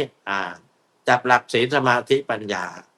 ศีลสมาธิปัญญาแบบเนี้ยในแต่ละเจนเนี่ยเราจะนำเสนออย่างไรเนี่ยให้แต่ละเจนเนี่ยเข้าใจเรื่องศีลสมาธิปัญญาแม้มันอยู่ที่ชาญฉลาดความชาญฉลาดของเรา และอย่าลืมว่าเราต้องทำงานหนักมากนะครับ เพราะตอนเนี้ยมันเลยถึงพุทธกาลมาแล้วพอเลยถึงพุทธกาลมาแล้วเชื่อไหมว่าสังคมมันไปอะไรจิตมันไปซึมซับในเรื่องของวัตถุนิยมคือในเรื่องทานเนี่ย แต่แล้วเราพระเองก็ไปใช้ช่องว่างตรงเนี้ย ในการพูดง่ายๆว่าคือไประดมทานออกมาหรือว่าระดมวัตถุสิ่งของแล้วมาสร้างมาซึ่งมันไม่ตรงกับเจตนารมณ์ของพระพุทธองค์ไงและอย่างก็คือว่ามันจะด้วยเหตุบังเอิญอะไรก็แล้วแต่ครับ ยุคที่ผ่านมาเนี่ย เรามองว่าคือพระดังๆที่เขาสมมติว่าเป็นพระอรหันต์เขาเรียบร้อยเนี่ยล้วนแต่ไปในทางที่ว่าพูดง่ายๆว่าในเรื่องไหนศีลและพระตัปปรามาสทั้งนั้นศีลและพระตัปปรามาสทั้งนั้นนะครับ แล้วที่เราดูเพราะฉะนั้นครับการนำเสนอเนี่ยครับคือเราต้องการจะบอกว่ามีศีลสมาธิปัญญานะครับ และเราเนี่ยต้องปรับปรุงการนำเสนอของเราเนี่ยไปสู่แต่ละเจนเนี่ย ซึ่งผมมองว่าไม่ยากนะครับครูบาอาจารย์แต่เราต้องทำแบบตรงไปตรงมาจริงๆจังๆครับและมันได้ผลนะครับ มันได้ผลครับ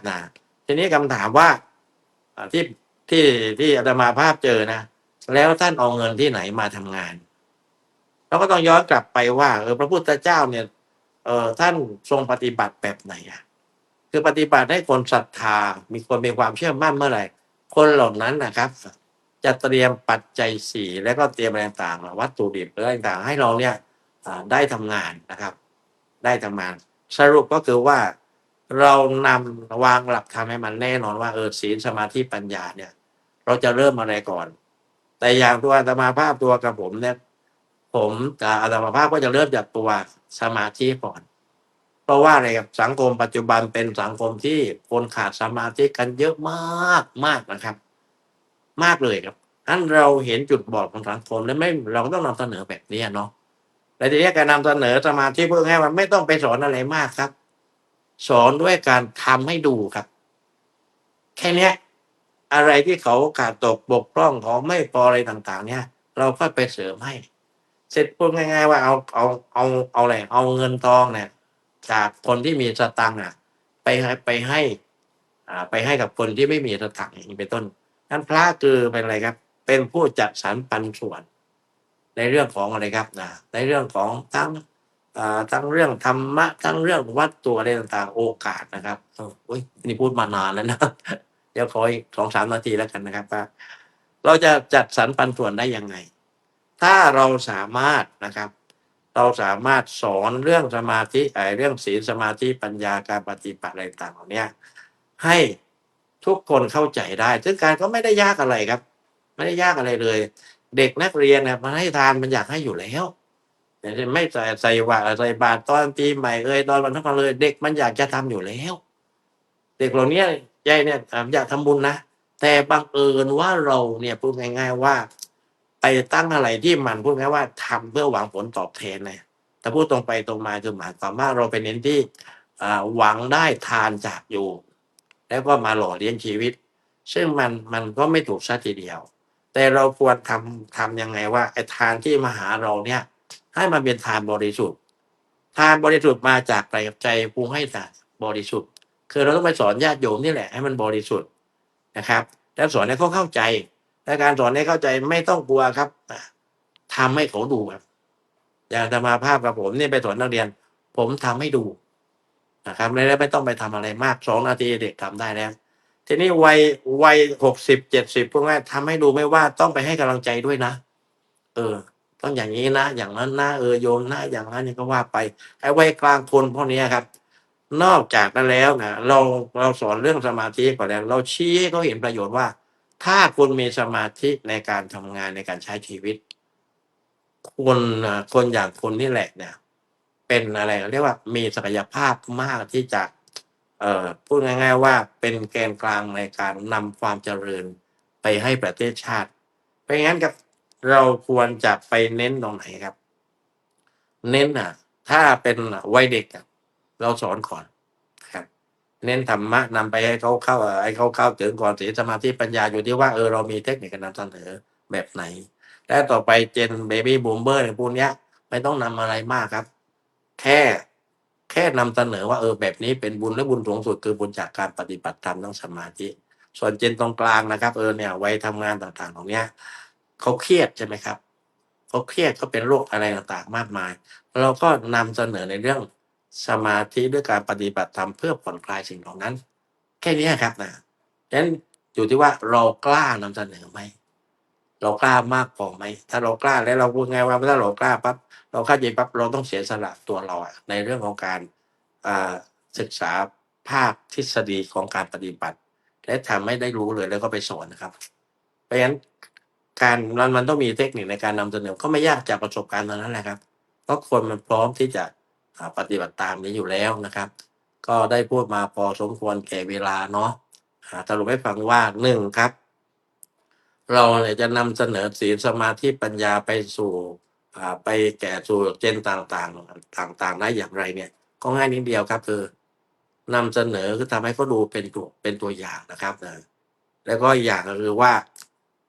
เราต้องเสียสละก่อนนะครับที่ผมเห็นมหาหมีปูไปเนี่ยโอ้โหไปอยู่ที่งั้นไม่ธรรมดาเนาะ เหนื่อยมากนะแล้วก็อยากคือปฏิบัติให้ดูครับ แล้วก็อ่านอกนั้นไม่มีอะไรมากมายครับเราควรเดินไปสอนเขาอย่ารอให้เขาเดินมาให้เราสอนนะครับ ถ้าเราเดินมาให้เราสอนเนี่ย มันเท่ากับว่าเราเนี่ยผิดแล้วครับ ขอให้ญาติโยมทุกคนทุกท่านมีความสุขมีความเจริญยิ่งขึ้นท่านที่ป่วยขอให้หายป่วยท่านที่มีหนี้ขอให้หมดหนี้เจริญด้วยอายุวันนะสุขภาระปฏิภาณนาฐานทุกธรรมฐานบำบัดจงทุกประการเทินและขอให้พรถวายพรครูบาอาจารย์ทุกรูปนะครับจงมีสุขภาพแข็งแรงไม่เจ็บไม่ป่วยขอให้ท่านทั้งหลายนั้นได้ธรรมจักสุได้บรรลุอริยมรรคในอริยผลในชีวิตนี้โดยทั่วกันทุกคนทุกท่านเทิน สาธุ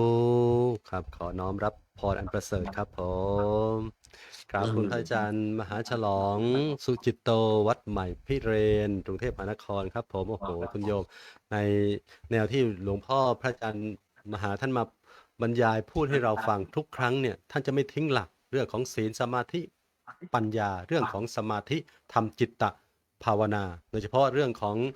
พระเราส่วนมากเนี่ยเราจะเน้นเรื่องการเทศการบรรยายเนี่ยท่านบอกว่าส่วนมากเราจะไปเน้นเรื่องการเทศเรื่องทานเรื่องการให้ทานแนะนำโยมในเรื่องการให้ทานแต่พระอาจารย์เนี่ยท่านจะเน้นเรื่องของการ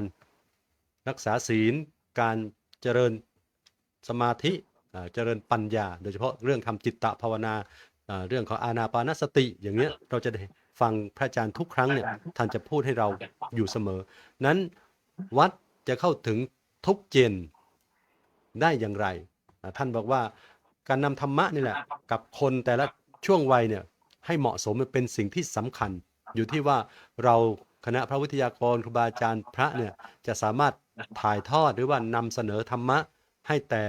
ยุคให้แก่ละคนแต่ละวัยรุ่นวัยแต่ละวัยได้อย่างไรเนี่ยท่านฝากไว้แต่ถ้าสิ่งที่สำคัญที่สุดเนี่ยโดยเฉพาะการนำธรรมะเรื่องของศีลสมาธิปัญญาเข้าไปสู่ประชาชนเข้าไปสู่แต่ละวัยเนี่ยก็เรื่องของการนำเสนอทำให้ดูท่านจึงบอกว่านี่สิ่งที่สำคัญอย่าไปสอนคนอื่นถ้าเรายังปฏิบัติไม่ได้ในตรงนี้แหละคุณโยมเป็นสิ่งที่น่าคิดมากบางครั้งบางทีถ้าผู้ที่สอนเนี่ยยังไม่ยังไม่รู้ด้วยตัวเองและไปสอนอาจจะเกิดข้อผิดพลาดเกิดข้อคลาดเคลื่อนได้นั้นพระอาจารย์จึงครูบาอาจารย์จึงเน้นให้เราเนี่ยพยายามที่ปฏิบัติฝึกหัดตัวของเราก่อน เมื่อรู้แล้วเราก็สอนคนอื่นเหมือนพระพุทธเจ้าเนี่ยท่านก็บรรลุเรียบร้อยท่านจึงสอนเผยแผ่พระศาสนาของท่านนั้นเราท่านทั้งหลายผู้เป็นพระวิทยากรก็ดีหรือว่าผู้นำธรรมะเนี่ยจึงเป็นสิ่งที่สำคัญที่เราต้องฝึกหัดปฏิบัติตนแล้วก็รู้จักการนำเสนอธรรมะให้เข้าสู่กับถูกต้องกับให้เหมาะสมกับยุคกับสมัยให้เหมาะสมกับวัยของผู้ฟังของเรานั้นวันนี้กราบขอบคุณพระอาจารย์มหาฉลองสุจิตโตอีกครั้งหนึ่งครับผม ครับถือโอกาสขอลาเลยนะง่วงนอนแล้ว ครับผมกราบคุณค ผ รับ มต้องพักผ่อนไม่ให้เกิน3 ทุ่มครึ่งนะครับ แล้ว ค ก็ รับ จะ ผ ได้ ม ตื่นตี 3ได้นะฮะสาธุ สาธุ ครับสาธุครับครับ นี่คือกิจวัตรของพระอาจารย์อีกอย่างหนึ่งเรื่องของการพักผ่อนแล้วก็เรื่องของการตื่นจากจำวัดนี่ขั้นก็ปฏิบัติต่อเจริญสติเจริญสมาธิเจริญปัญญานี่คือพระอาจารย์ท่านทำอยู่เนืองๆวันละไม่ต่ำกว่า5-6 ชั่วโมงคุณโยมลำดับต่อไปกราบพัฒนากราบถวายการต้อนรับพระอาจารย์มหาธารินกรวรปัญโยวัดคลองชัน จังหวัดปทุมธานีครับผมมานานแล้วแต่ยังไม่ได้มีโอกาสถวายการต้อนรับโยมแล้วก็ที่สำคัญถวายการต้อนรับแล้วก็จะได้นิมนต์เลยนะครับผมเพราะว่ามานานแล้วจะได้นิมนต์พระอาจารย์มหาธารินกรวรปัญโยวัดคลองชันท่านได้เมตตาในการที่จะมาบรรยายธรรมในเรื่องของวัดจะเข้าถึง Gen X Gen Y Gen Z และ Gen Alpha ได้อย่างไรนิมนต์ครับผม ขอนอบน้อมแด่คุณพระศรีรัตนตรัยขอถวายความเคารพพระมหาอภิชาติการัญยวสี ประเทศสหรัฐอเมริกา แล้วก็ขอถวายความเคารพครูบาอาจารย์พระวิทยากรทุกรูปด้วยความเคารพขอเจริญพรญาติโยม เป็นยังไงบ้าง 3 ทุ่มกับอีก10 นาทีแล้ว เชื่อว่า หลายคนหลายท่านอาจจะถูกนิวรณ์ครอบงำนะ หลายหาวแล้วโยม หลายหาวแล้ว ซึ่งวันนี้ก็ได้มีโอกาสได้เข้ามาพูดคุยสนทนาธรรมกันอยู่นานๆได้เข้ามา ก็พูดถึงเรื่องของเจนใครอยู่เจนไหนอะไรยังไงบ้างถ้าบอกว่าตนเองเป็นเจน X นี่ก็บางคนยังไม่ยอมรับอีกนะยังไม่อยากเป็นเจน X เลยขอเป็นเจน Y ได้ไหมไม่ได้นะย้อนเวลาไม่ได้ ต้องเกิดใหม่นะครับสำหรับ หัวข้อเรื่องเจเนอเรชันก็เป็นสิ่งที่สำคัญญาติโยมต้องบอกว่าคนในยุคในสมัยเนี้ย มันมีหลายเจนบางคนเจน X เจน Y เจน Z เจนอัลฟานะเด็กเพิ่งเกิดนะมีหลายเจนเดียวแต่ทีนี้ เราจะเอาธรรมะเข้าไปถึงเขาเหล่านั้นได้อย่างไร ธรรมะยังเหมือนเดิมญาติโยมธรรมะเหมือนเดิมธรรมะเนี่ย วิธีการหลักธรรมของคำสอนเนี่ยเหมือนเดิม แต่วิธีการที่เราจะเอาธรรมะเนี่ยไปให้กับคนเจนหลายเจนเนี่ยอย่างไร เหมือนกับพระพุทธเจ้าเนี่ย พระองค์ทรงแสดงธรรมไม่ว่าจะเป็นเศรษฐีพระมหากษัตริย์คนจนคนรวยชาวนา กษัตริย์พราหมณ์แพทย์สูงเนี่ยพระองค์ทรงแสดงธรรมเหมือนกัน ทรงแสดงธรรมท่านพระองค์เนี่ย ท่านเปลี่ยนแต่วิธีสอนเท่านั้นนะ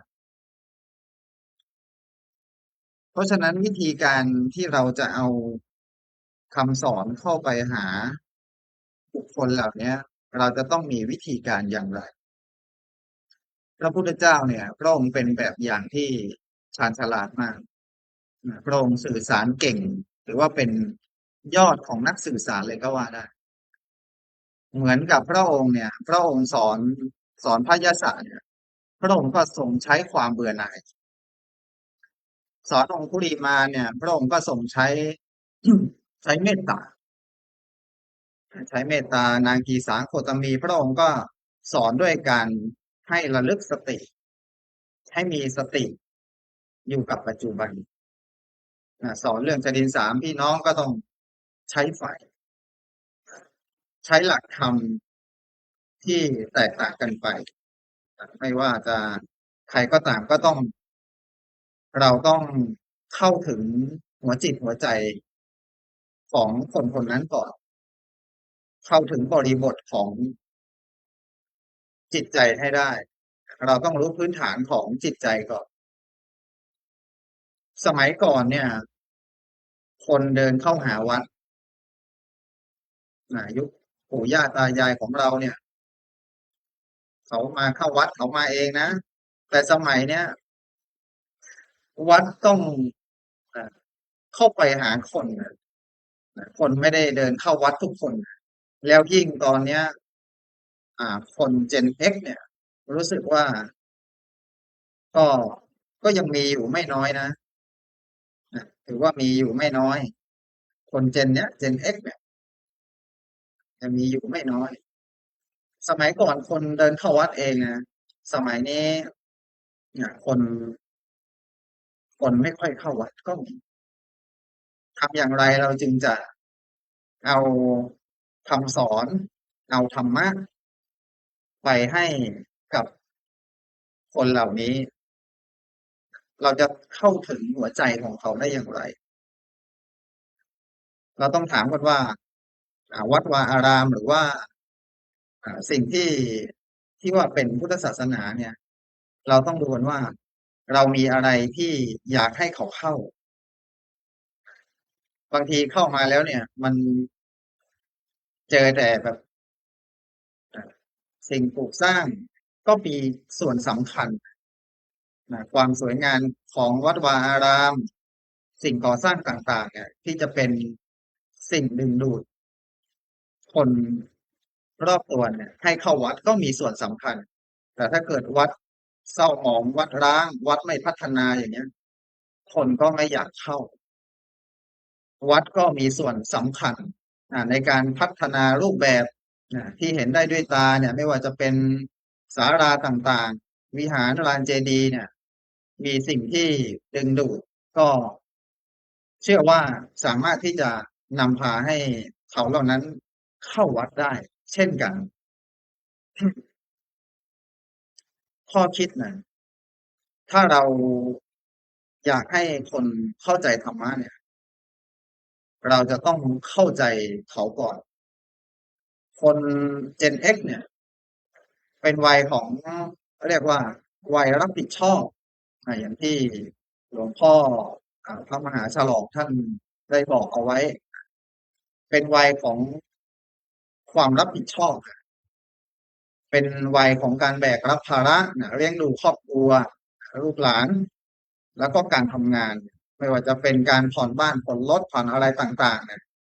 ทุกอย่างมันก็ต้องแข่งขันกันไปหมด เพราะฉะนั้นเวลาของชีวิตประจำวันเนี่ย มันก็เหลือน้อยลง บางทีเขาก็ทำงานเนี่ย มันก็เครียดเหมือนกัน เพราะฉะนั้นวัดหรือว่าบ้านครอบครัวเนี่ยควรจะทำอย่างไร มันก็ต้องเขาเรียกว่าช่วยกัน จัดสรรธรรมะอย่างหลวงพี่ครูบาอาจารย์เนี่ย ท่านก็จัดสรรธรรมะมาให้กับญาติโยมเนี่ยธรรมะที่เหมาะกับการใช้ชีวิต อย่างเนี้ยธรรมะที่เกี่ยวกับการดูแลครอบครัวธรรมะกับการลดความเครียด ถ้าเราไปเทศน์ไปแสดงธรรมบอกว่าทุกสิ่งไม่เที่ยงโลกไม่เที่ยง ตรงนี้เขาก็เคยได้ยินได้ฟังมาแล้ว ถามว่าฟังแล้วก็ผ่านไป แต่ถ้าเกิดว่าการทำงานของเราเนี่ยทำงานอย่างไร ให้มันมีธรรมะไปด้วยทำอย่างไรเราจะเอาธรรมะเข้ามาใช้ในชีวิตประจำวัน เราก็ต้องหาวิธีเชื่อมต่อหลักธรรมให้ตรงกับบริบทของคน Gen X นะถ้าเราสามารถเชื่อมกับบริบทของชีวิตของเขาได้เนี่ยไม่ว่าจะเป็นด้านการทำงานการหาเงินชีวิตครอบครัวเนี่ยเขาก็จะเกิดความรู้สึกว่าอยากที่จะฟังธรรมะขึ้นอยู่กับการแง่อัดแง่ธรรมในการนำเสนอ อาจจะเป็นการแสดงธรรมสั้นๆสัก10-20 นาทีอย่างเนี้ยให้มันกระชับสำหรับคนเจนเนี้ยเพื่อความไม่น่าเบื่อเราก็ต้องหาวิธีคนเจน Y 30-45อาตมาก็อยู่ในเจนนี้แหละแต่ไม่บอกนะว่าอายุเท่าไหร่ก็อยู่ในเจน Y นี่แหละคนรุ่นเนี้ยคือถือว่าเขาก็เขาไม่ได้ปฏิเสธศาสนานะเขาก็อยู่ในศาสนาในยุคนี้มาเนี่ยนานแล้วนะแต่เขาก็อยากรู้ว่าธรรมะเนี่ยมันจะช่วยเขาได้อย่างไร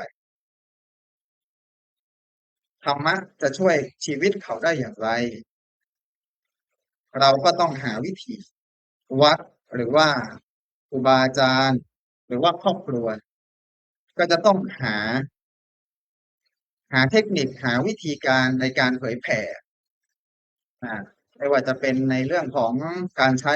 โซเชียล Facebook YouTube อะไรต่างๆเนี่ยคน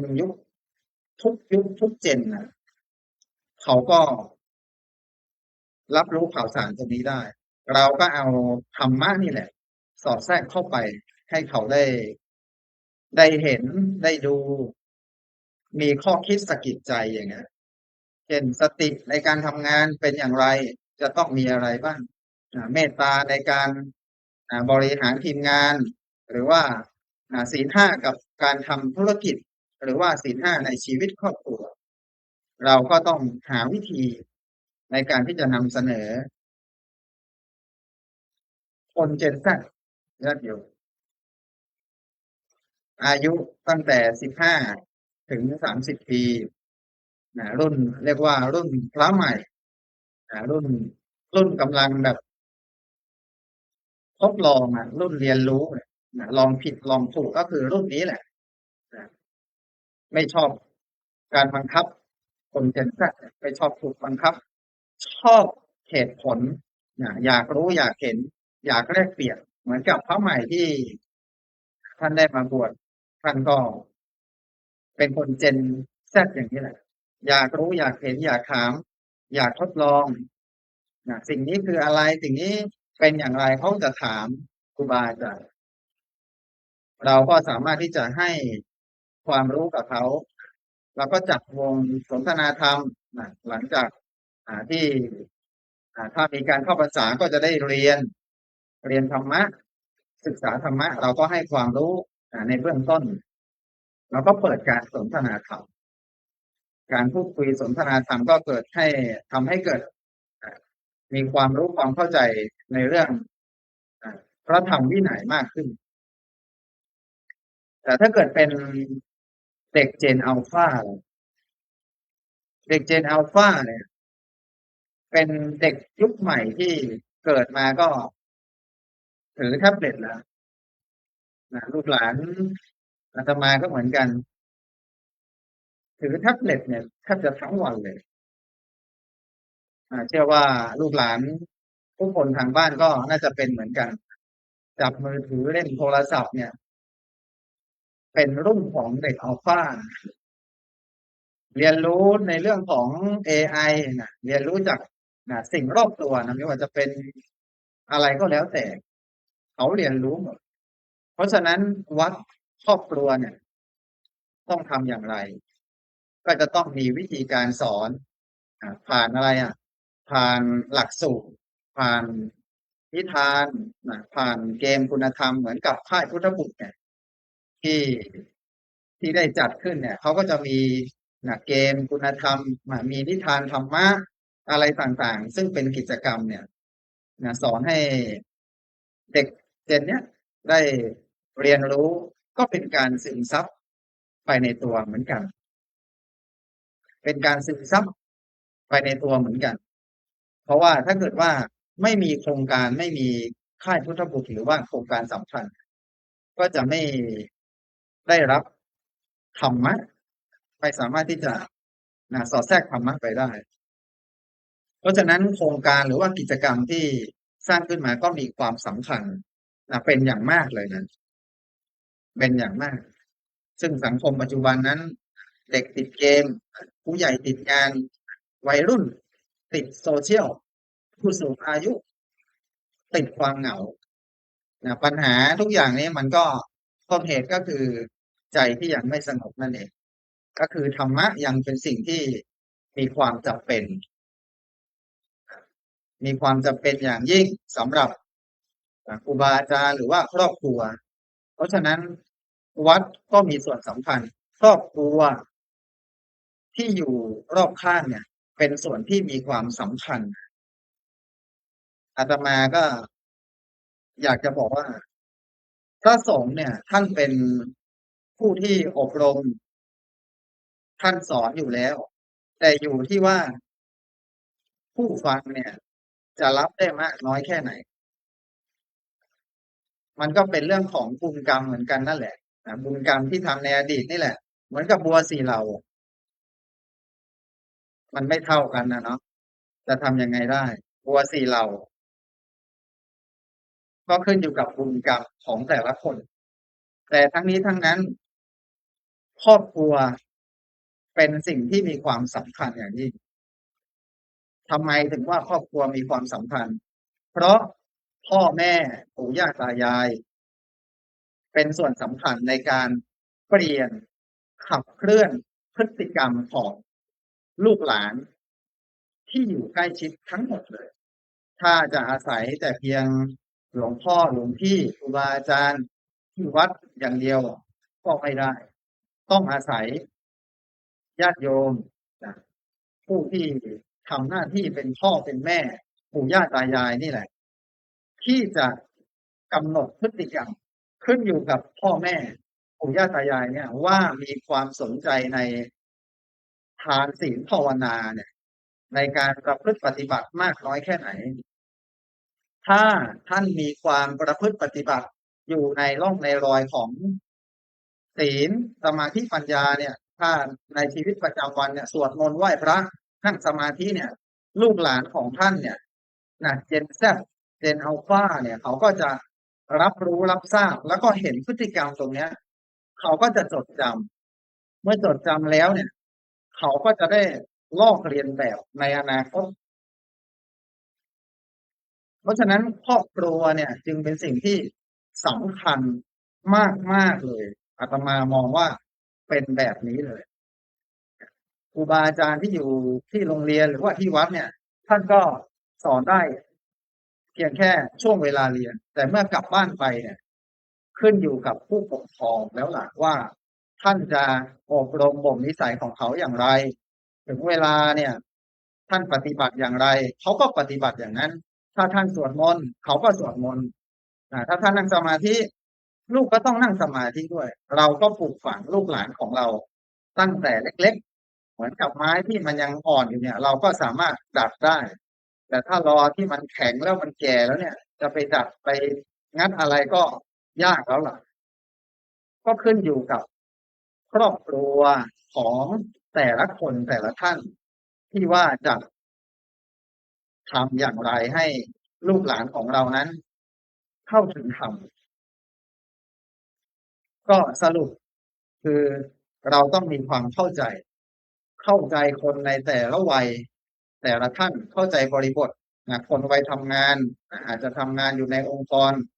โรงงานห้างหุ้นส่วนจำกัดต่างๆเนี่ยก็ต้องมีกิจกรรมในการจัดหาธรรมะเป็นการจัดกิจกรรมเพื่ออบรมเพื่อที่จะแทรกซึมธรรมะเข้าไปเพราะว่าถ้าเกิดว่าเราไม่จัดกิจกรรมหรือว่าจัดคอร์สขึ้นมาเนี่ยคนในวัยGen Yเนี่ยเขาก็ต้องทำงานใช้ชีวิตอยู่กับการทำมาหากินเพราะต้องส่งบ้านส่งครอบครัวส่งรถอะไรต่างๆก็ต้องจัดหา กิจกรรมให้เขาเหล่านั้นสองเนี่ยเข้าถึงเราก็ต้องเข้าถึงกับคนเหล่านี้ให้ได้ เข้าถึงอย่างไรเราก็ต้องดูบริบทแต่ละคนแต่ละท่าน และสามเข้มแข็งก็คือรักษาพระธรรมวินัย รักษาพระธรรมคำสอนของพระพุทธเจ้าเป็นการสืบทอดต่ออายุพระพุทธศาสนา และสี่ก็คือใช้เทคโนโลยีขับเคลื่อนอย่างมีสติ เป็นสิ่งที่มีความสำคัญมาก ถ้าไม่มีโซเชียลไม่มี Facebook ไม่มีโทรศัพท์มือถือเราก็ไม่สามารถที่จะพูดคุยกันได้ ตอนนี้อยู่ที่ไหนก็สามารถพูดคุยกันได้ และห้าก็คือขยายผลสร้างกัลยาณมิตรทุกช่วงวัยไม่ว่าจะเป็นรุ่นเจนไหนก็ตามแต่เราสามารถสร้างกัลยาณมิตรทุกวัยทุกช่วงของเราได้ ก็จะเป็นการที่สร้างคุณธรรมให้เกิดแก่ชนรุ่นเราแล้วก็รุ่นลูกรุ่นหลานพุทธศาสนาไม่เคยล้าสมัยเพราะความทุกข์ของมนุษย์ก็ยังเหมือนเดิมอยู่เปลี่ยนแต่รูปแบบเท่านั้นในอดีตเคยทุกข์เพราะอะไรทุกข์เพราะว่าสงครามจากการลบราฆ่าฟันอะไรต่างๆแต่วันนี้ทุกข์เพราะความเครียดในการแข่งขันในเรื่องของเศรษฐกิจอะไรต่างๆเนี่ยมันก็มีเข้ามา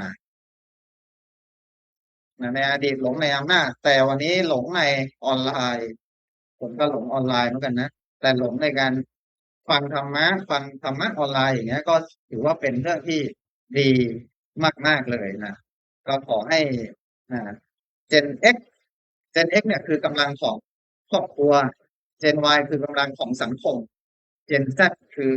กำลังของอนาคตและ Gen Alpha คือเมล็ดพันธุ์ของพุทธศาสนาหากวัดและครอบครัวเข้าถึงเจเนอเรชันได้พระพุทธศาสนาก็จะมั่นคงสืบไปก็ขอทิ้งท้ายไว้แต่เพียงเท่านี้ก็ขอเจริญพรสาธุครับ สาธุครับขอบคุณพระอาจารย์มหาธารินกรวรปัญโยวัดคลองชันครับผมได้มาบรรยายให้เราได้ฟังในเรื่องการเข้าวัดจะเข้าถึงเจนแต่ละเจนได้อย่างไรเราจะเห็นความสำคัญในการละช่วงวัยคุณโยมว่าการที่นำเสนอธรรมะนี่แหละโดยเฉพาะวัดเรานี่จริงสร้างวัดให้เราน่าอยู่เป็นแหล่งเรียนรู้ของชุมชนและให้ทุกคนมีส่วนร่วมแล้วก็เอาธรรมะไปสู่ในใจของญาติโยมท่านจึงพยายามที่ให้เราว่าแต่ละช่วงวัยนี้มันก็มีการที่จะรับรู้ธรรมในแตกต่างกันแล้วก็แต่ละช่วงวัยเราจะนำเสนอธรรมะอย่างไรให้เข้ากับช่วงวัยนั้นๆในช่วงวัยGeneration X Y Z หรือว่า Alpha อย่างเงี้ยท่านก็มีเราจะทำอย่างไรนั้นการใช้เทคนิคและวิธีการนำเสนอที่เหมาะสมกับบุคคลแต่ละวัยเนี่ยโยมปลาเกษณีก็บอกไว้มันต้องใช้เทคนิคและวิธีการนำเสนอที่เหมาะสมกับบุคคลและช่วงวัยเนี่ยแล้วก็ระดับสติปัญญาของแต่ละคนไม่เท่ากันยอมรับได้ต่างกันนั่นแน่นอนว่าความสำคัญก็คือเราต้องดูในช่วงวัยแต่ละช่วงวัยว่าเป็นอย่างไรนั่นคือการเข้าใจแต่บุคคลก่อนพระพุทธเจ้าเวลาจะแสดงธรรมท่านก็จะดูว่าท่านไปเทศให้ใครฟังจะเอาธรรมะข้อไหนไปให้กับเขาเหล่านั้นจะเทศเรื่องนั้นเรื่องนี้กับใครมันก็ต้องดูให้ได้และที่สำคัญเราต้องใช้เทคโนโลยีในการนำเสนอหรือว่าสื่อสารธรรมะนั้นเมื่อกี้อาจารย์ตั้งแต่เปิดประเด็นการสนทนาเนี่ยอาจารย์มหาพิชาติกรัญญวสีท่านพูดถึงว่าเอาธรรมะไปไว้ที่ห้างเอาธรรมะไปไว้ที่สวนสาธารณะไว้ธรรมะที่ในคุกไว้ธรรมะที่ไว้ในอากาศนี้เราต้องเอาธรรมะไว้ที่โทรศัพท์หรือว่าไว้ที่จอคอมพิวเตอร์แล้วคุณโยมอย่างที่เราเห็นอันนี้เอาธรรมะหรือสร้างวัดไว้ในสร้างวัดในจอคอมพิวเตอร์สร้างวัดไว้ที่มือถือให้ญาติโยมได้ดูได้ศึกษาได้เรียนรู้กันต่อไปกับคุณพระอาจารย์มหาธารินกรอีกครั้งหนึ่งครับผมรูปต่อไปจะได้กราบพระธนาพระอาจารย์พระครูประหลัดปกรณ์พิสุทธิ์พุทธสโรวัดตานีสโมสรพระอารามหลวงปัตตานีหรือว่าหลวงพี่โจ๊กครับผมครับนิมนต์ครับผม ขอน้อมน้อมต่อองค์สมเด็จพระผู้มีพระภาคอรหันตสัมมาสัมพุทธเจ้าผู้ก่อเกิดกำเนิดพระพุทธศาสนาขอคารวะพระธรรมซึ่งเป็นคำสอนแห่งองค์สมเด็จศาสดาสัมมาสัมพุทธเจ้าและขอถวายความเคารพพระอาจารย์ทุกรูปครับและขอเจริญสุขเจริญพรญาติโยมทุกคนทุกท่านนะพระอาจารย์หลายท่านหลายรูปนะท่านก็ได้อธิบายขยายความไปแล้วนะว่าวัดเราเนี่ยจะทำอย่างไรให้เข้าถึงทุกเจนนะทุกเจนทุกวัยนะจะเข้าถึงอย่างไรจะใช้ธรรมะอย่างไรนะวันนี้อาตมาภาพก็ยกเล็กๆน้อยๆนะเพราะว่าเวลาก็เลยมาก็พอสมควรแล้วนะยังเหลือพระอาจารย์อีก2 รูปนะพระอาจารย์ตัวเล็กๆอีก2 รูปนะพระอาจารย์ก็ยกเรื่องของน้ำนะโยมญาติโยมนะน้ำเนี่ยญาติโยมใช้กันทุกวันนะใช้กันทุกวัยนะใช้มาตั้งแต่สมัยนู่นสมัยดึกดำบรรพ์มาแล้วมาจนถึงปัจจุบันนะให้เปรียบธรรมะเหมือนกับน้ำเนี่ยน้ำเหมือนกับธรรมะนะเหมือนกันอย่างไรญาติโยมทั้งหลายเช่นว่าเจน X นี่เจน X นี่ใช้น้ำโดยใช้อะไรญาติโยมทั้งหลายโดยใส่โอ่งใส่ขันใช่ไหมใช้ขันนะหรือว่าเป็นกะลาที่เอามาขูดแล้วก็ทำเป็นขันนะนั่นก็คือเจน X นะให้เข้าใจง่ายๆว่าเจน X ใช้ขันใส่น้ำนะมาถึงเจน Y เจน Y ก็เริ่มมีพลาสติกนะขวดพลาสติกแต่ว่าเป็นขวดพลาสติกสีขุ่นสีจะขุ่นๆตอนนี้ก็เริ่มห่างหายไปแล้วนะมาใส่น้ำนะต่อมาก็เป็นเจน Y นะเจน X เจน Y แล้วก็เจน Z นะเจน Z นี่ก็เปลี่ยนภาชนะนะก็มีขวดแก้วบ้างละขวดสีบ้างละนะขวดเป็นอลูมิเนียมบ้างละแล้วมาถึงเจนอัลฟานี่ก็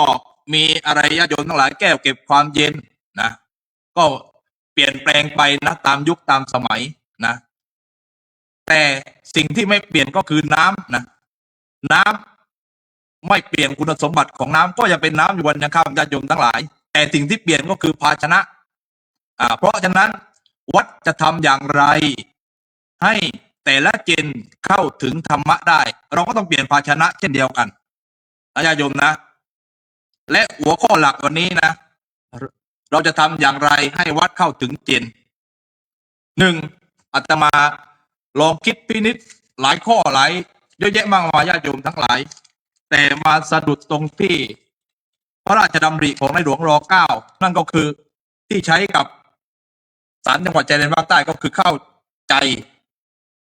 เข้าถึงและก็พัฒนาเข้าใจเหมือนที่หลวงพี่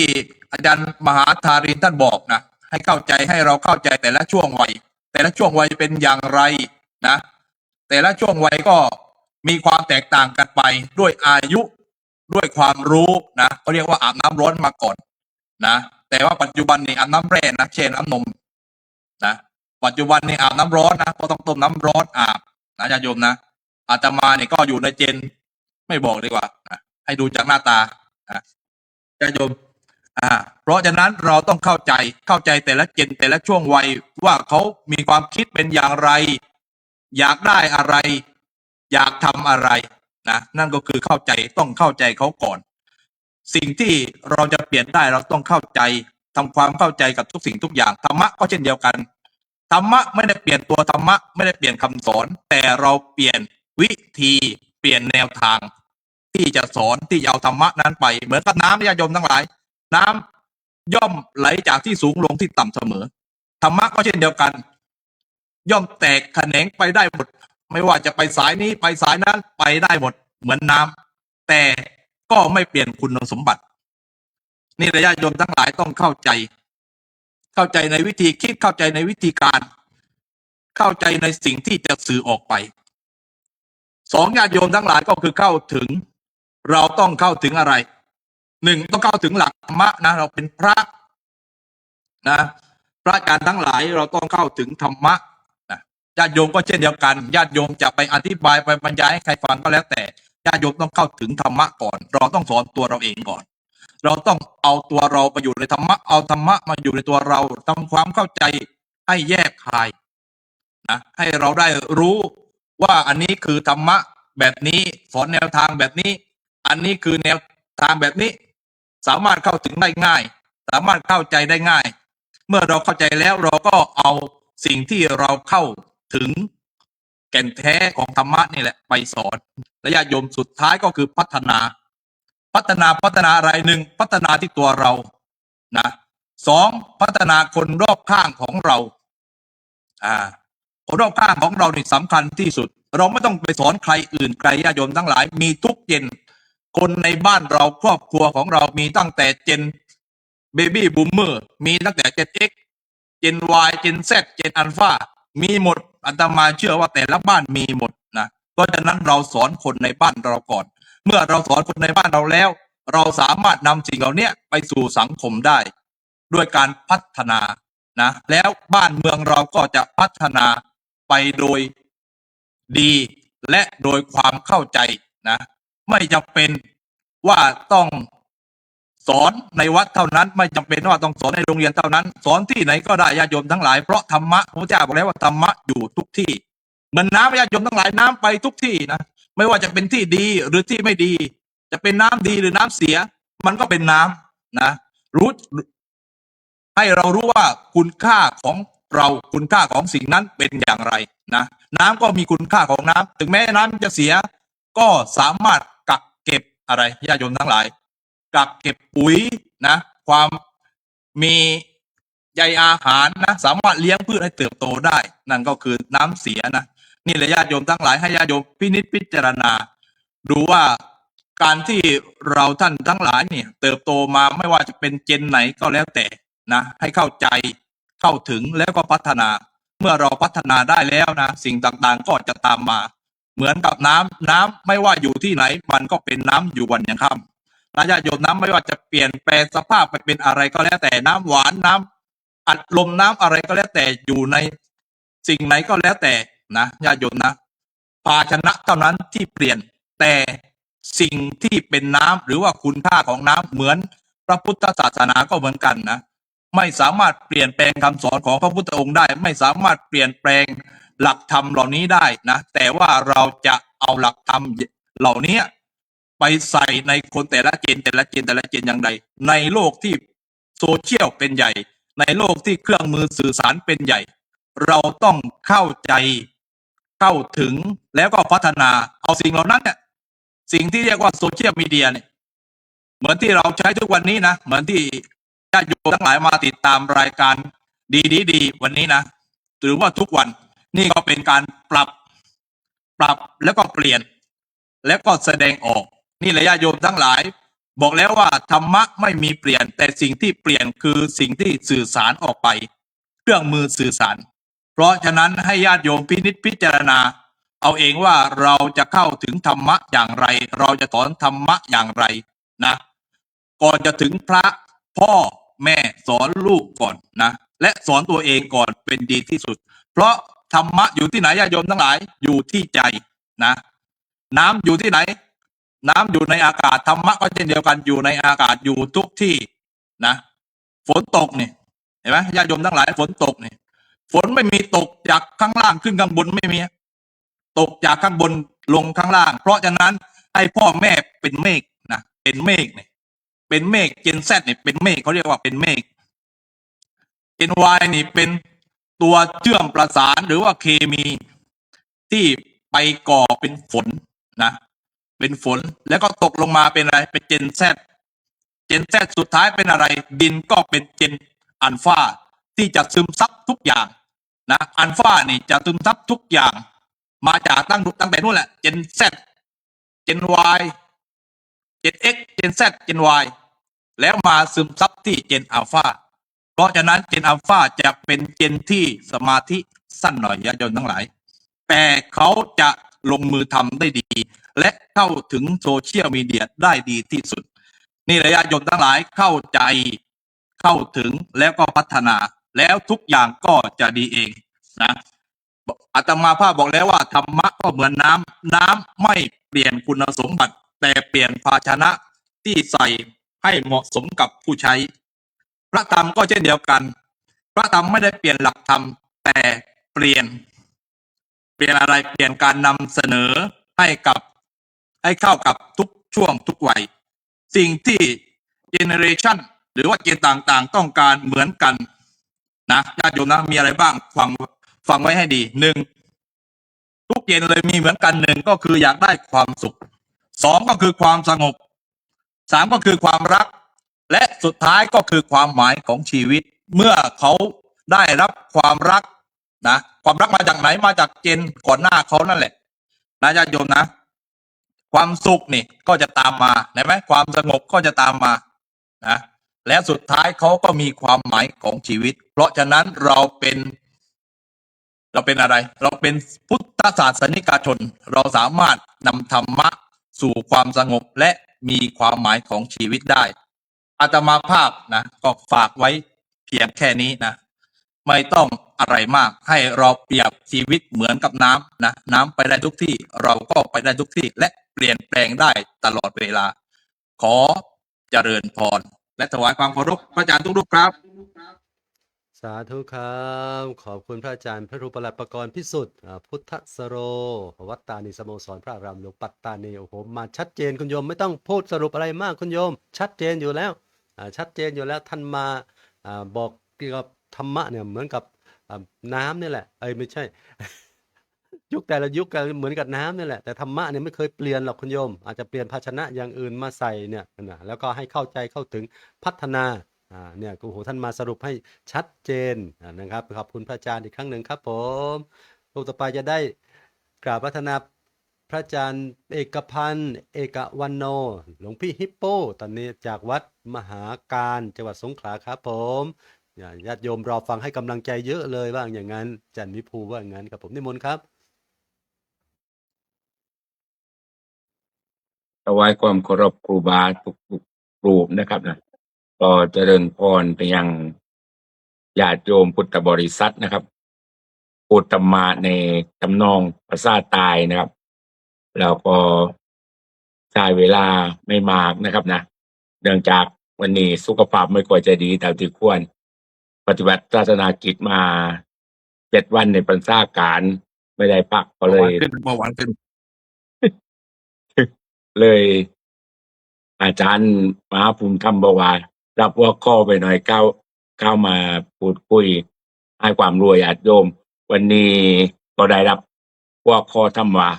ทำอย่างไรให้วัดก้าวกับศีลทั้งหมดนี้นะครับที่ครูบาได้พูดคุยมาแล้วนะครับว่าศีลทั้งหมดนี้ก็เปรียบเหมือนธรรมะดังดวงไฟใสสว่างที่ส่องทางนำคนพ้นความชั่วส่องสว่างกลางใจกลายมืดมัวเห็นแจ้งตัวจนเราถึงเข้าใจให้ธรรมะส่องสว่างกลางดวงจิตให้ชีวิตดำรงธรรมนำปองใสสติพร้อมปัญญาอย่างทุกกลางกายประจักษ์ใจแจ้งจัดอนัตตาวันนี้ก็ได้เจนทั้งหมดในบรรดาครูบาอาจารย์พูดมานะครับก็ถือว่าเจนเอกเป็นเจนที่เน้นความมั่นคงและก็มีสาระซึ่งเหมาะสมที่สุดกับพระพุทธศาสนาคือพระพุทธศาสนาเป็นสิ่งที่มั่นคงและก็เป็นสิ่งที่มีสาระเป็นสิ่งที่ฝังจิตฝังใจเจ้าพุทธเราอยู่กับเจ้าพุทธเรามาตลอดเวลาถ้าเปรียบก็เราเปรียบเหมือนต้นไม้พุทธศิกชนเปรียบเหมือนปุ๋ยที่ก้อยบำรุงตนุบำรุงต้นไม้นี้ให้เป็นร่มเงาในจิตใจเพราะฉะนั้นเจนเฮกเนี่ยให้ความสำคัญในทุกๆด้านไม่ว่าสุขภาพแล้วก็เป็นการรวมบุญในพระพุทธศาสนาเนี่ยกลุ่มนี้จะเน้นรักในพระพุทธศาสนามากที่สุดแล้วก็มาเจนที่สองเป็นเจนวายอันนี้คือเน้นความรวดเร็วกว่าและก็มีเหตุผลอันนี้ก็มอบให้ปีร่วงโจกคือว่าตั้นทุกสถานการณ์ของธรรมและก็มีมุมมองที่ไม่สามารถนำมาเป็นตัวอย่างในการที่จะไปพัฒนาสำหรับตัวผมเองนะครับนะเพราะผมเป็นน้องไม้ที่ว่าผมเป็นน้องไม้ในการพูดคุย ในรายการธรรมะดีๆของอาจารย์ประมาภูมิธรรมนะครับที่ได้รับโอกาสถือว่าเป็นการฝึกในการเริ่มต้นสิ่งใหม่ๆทีนี้ก็มาดูเจนเซตนะครับเจนเซตเน้นความจริงใจและก็มีคุณค่าเมื่อตะกี้การปรามาฮาปิจาดนะครับจากสหรัฐอเมริกาก็ให้ความคิดในมุมมองของธรรมะว่าเจนทั้งหมดทั้งเพศเนี่ยครอบคลุมตั้มไม่กลมเจนเหล่านี้ตั้มไม่กลมพระพุทธศาสนาเรานี่ตั้มเป็นธรรมจักรมีสัญลักษณ์เพราะฉะนั้นเจนเหล่านี้นะครับก็เหมือนกับการขับเคลื่อนตัวเองไม่มีวันหยุดในพระพุทธศาสนาก็เปรียบเหมือนคำสอนขององค์สมเด็จพระสัมมาสัมพุทธเจ้าว่าเรามีสติเรามีปัญญาแล้วก็เรามีความเพียรมีความพยายามแล้วก็มีสิ้นตั้มอยู่ในใจชีวิตของเราก็จะไม่ตกต่ำเพราะฉะนั้นเจนทุดตายเจนอัปป้านี่ผมเนี่ยเกลียดกับเจนนี่ที่สุดนะครับนะแต่ตามมาเจนนี่เป็นเจนที่ตาตายที่สุดในสนามรบนะครับรอบทุกครั้งเด็กจะบอกอาจารย์โดเรมอนมังอะไรมังคือมันเป็นการฝึกอดความอดทนนี่ได้เจอไม่มาลาวกับล่าสุดเป็นอาจารย์ดิปโปครับหรือว่าเจอนี่น่าจะไม่มีใครเป็นคนตังอะไรแล้วนะครับญาติโยมก็คิดว่าทำนี่ครับเราจะทำยังไงมันมีความสุขคนฟังก็มีความสุขแล้วก็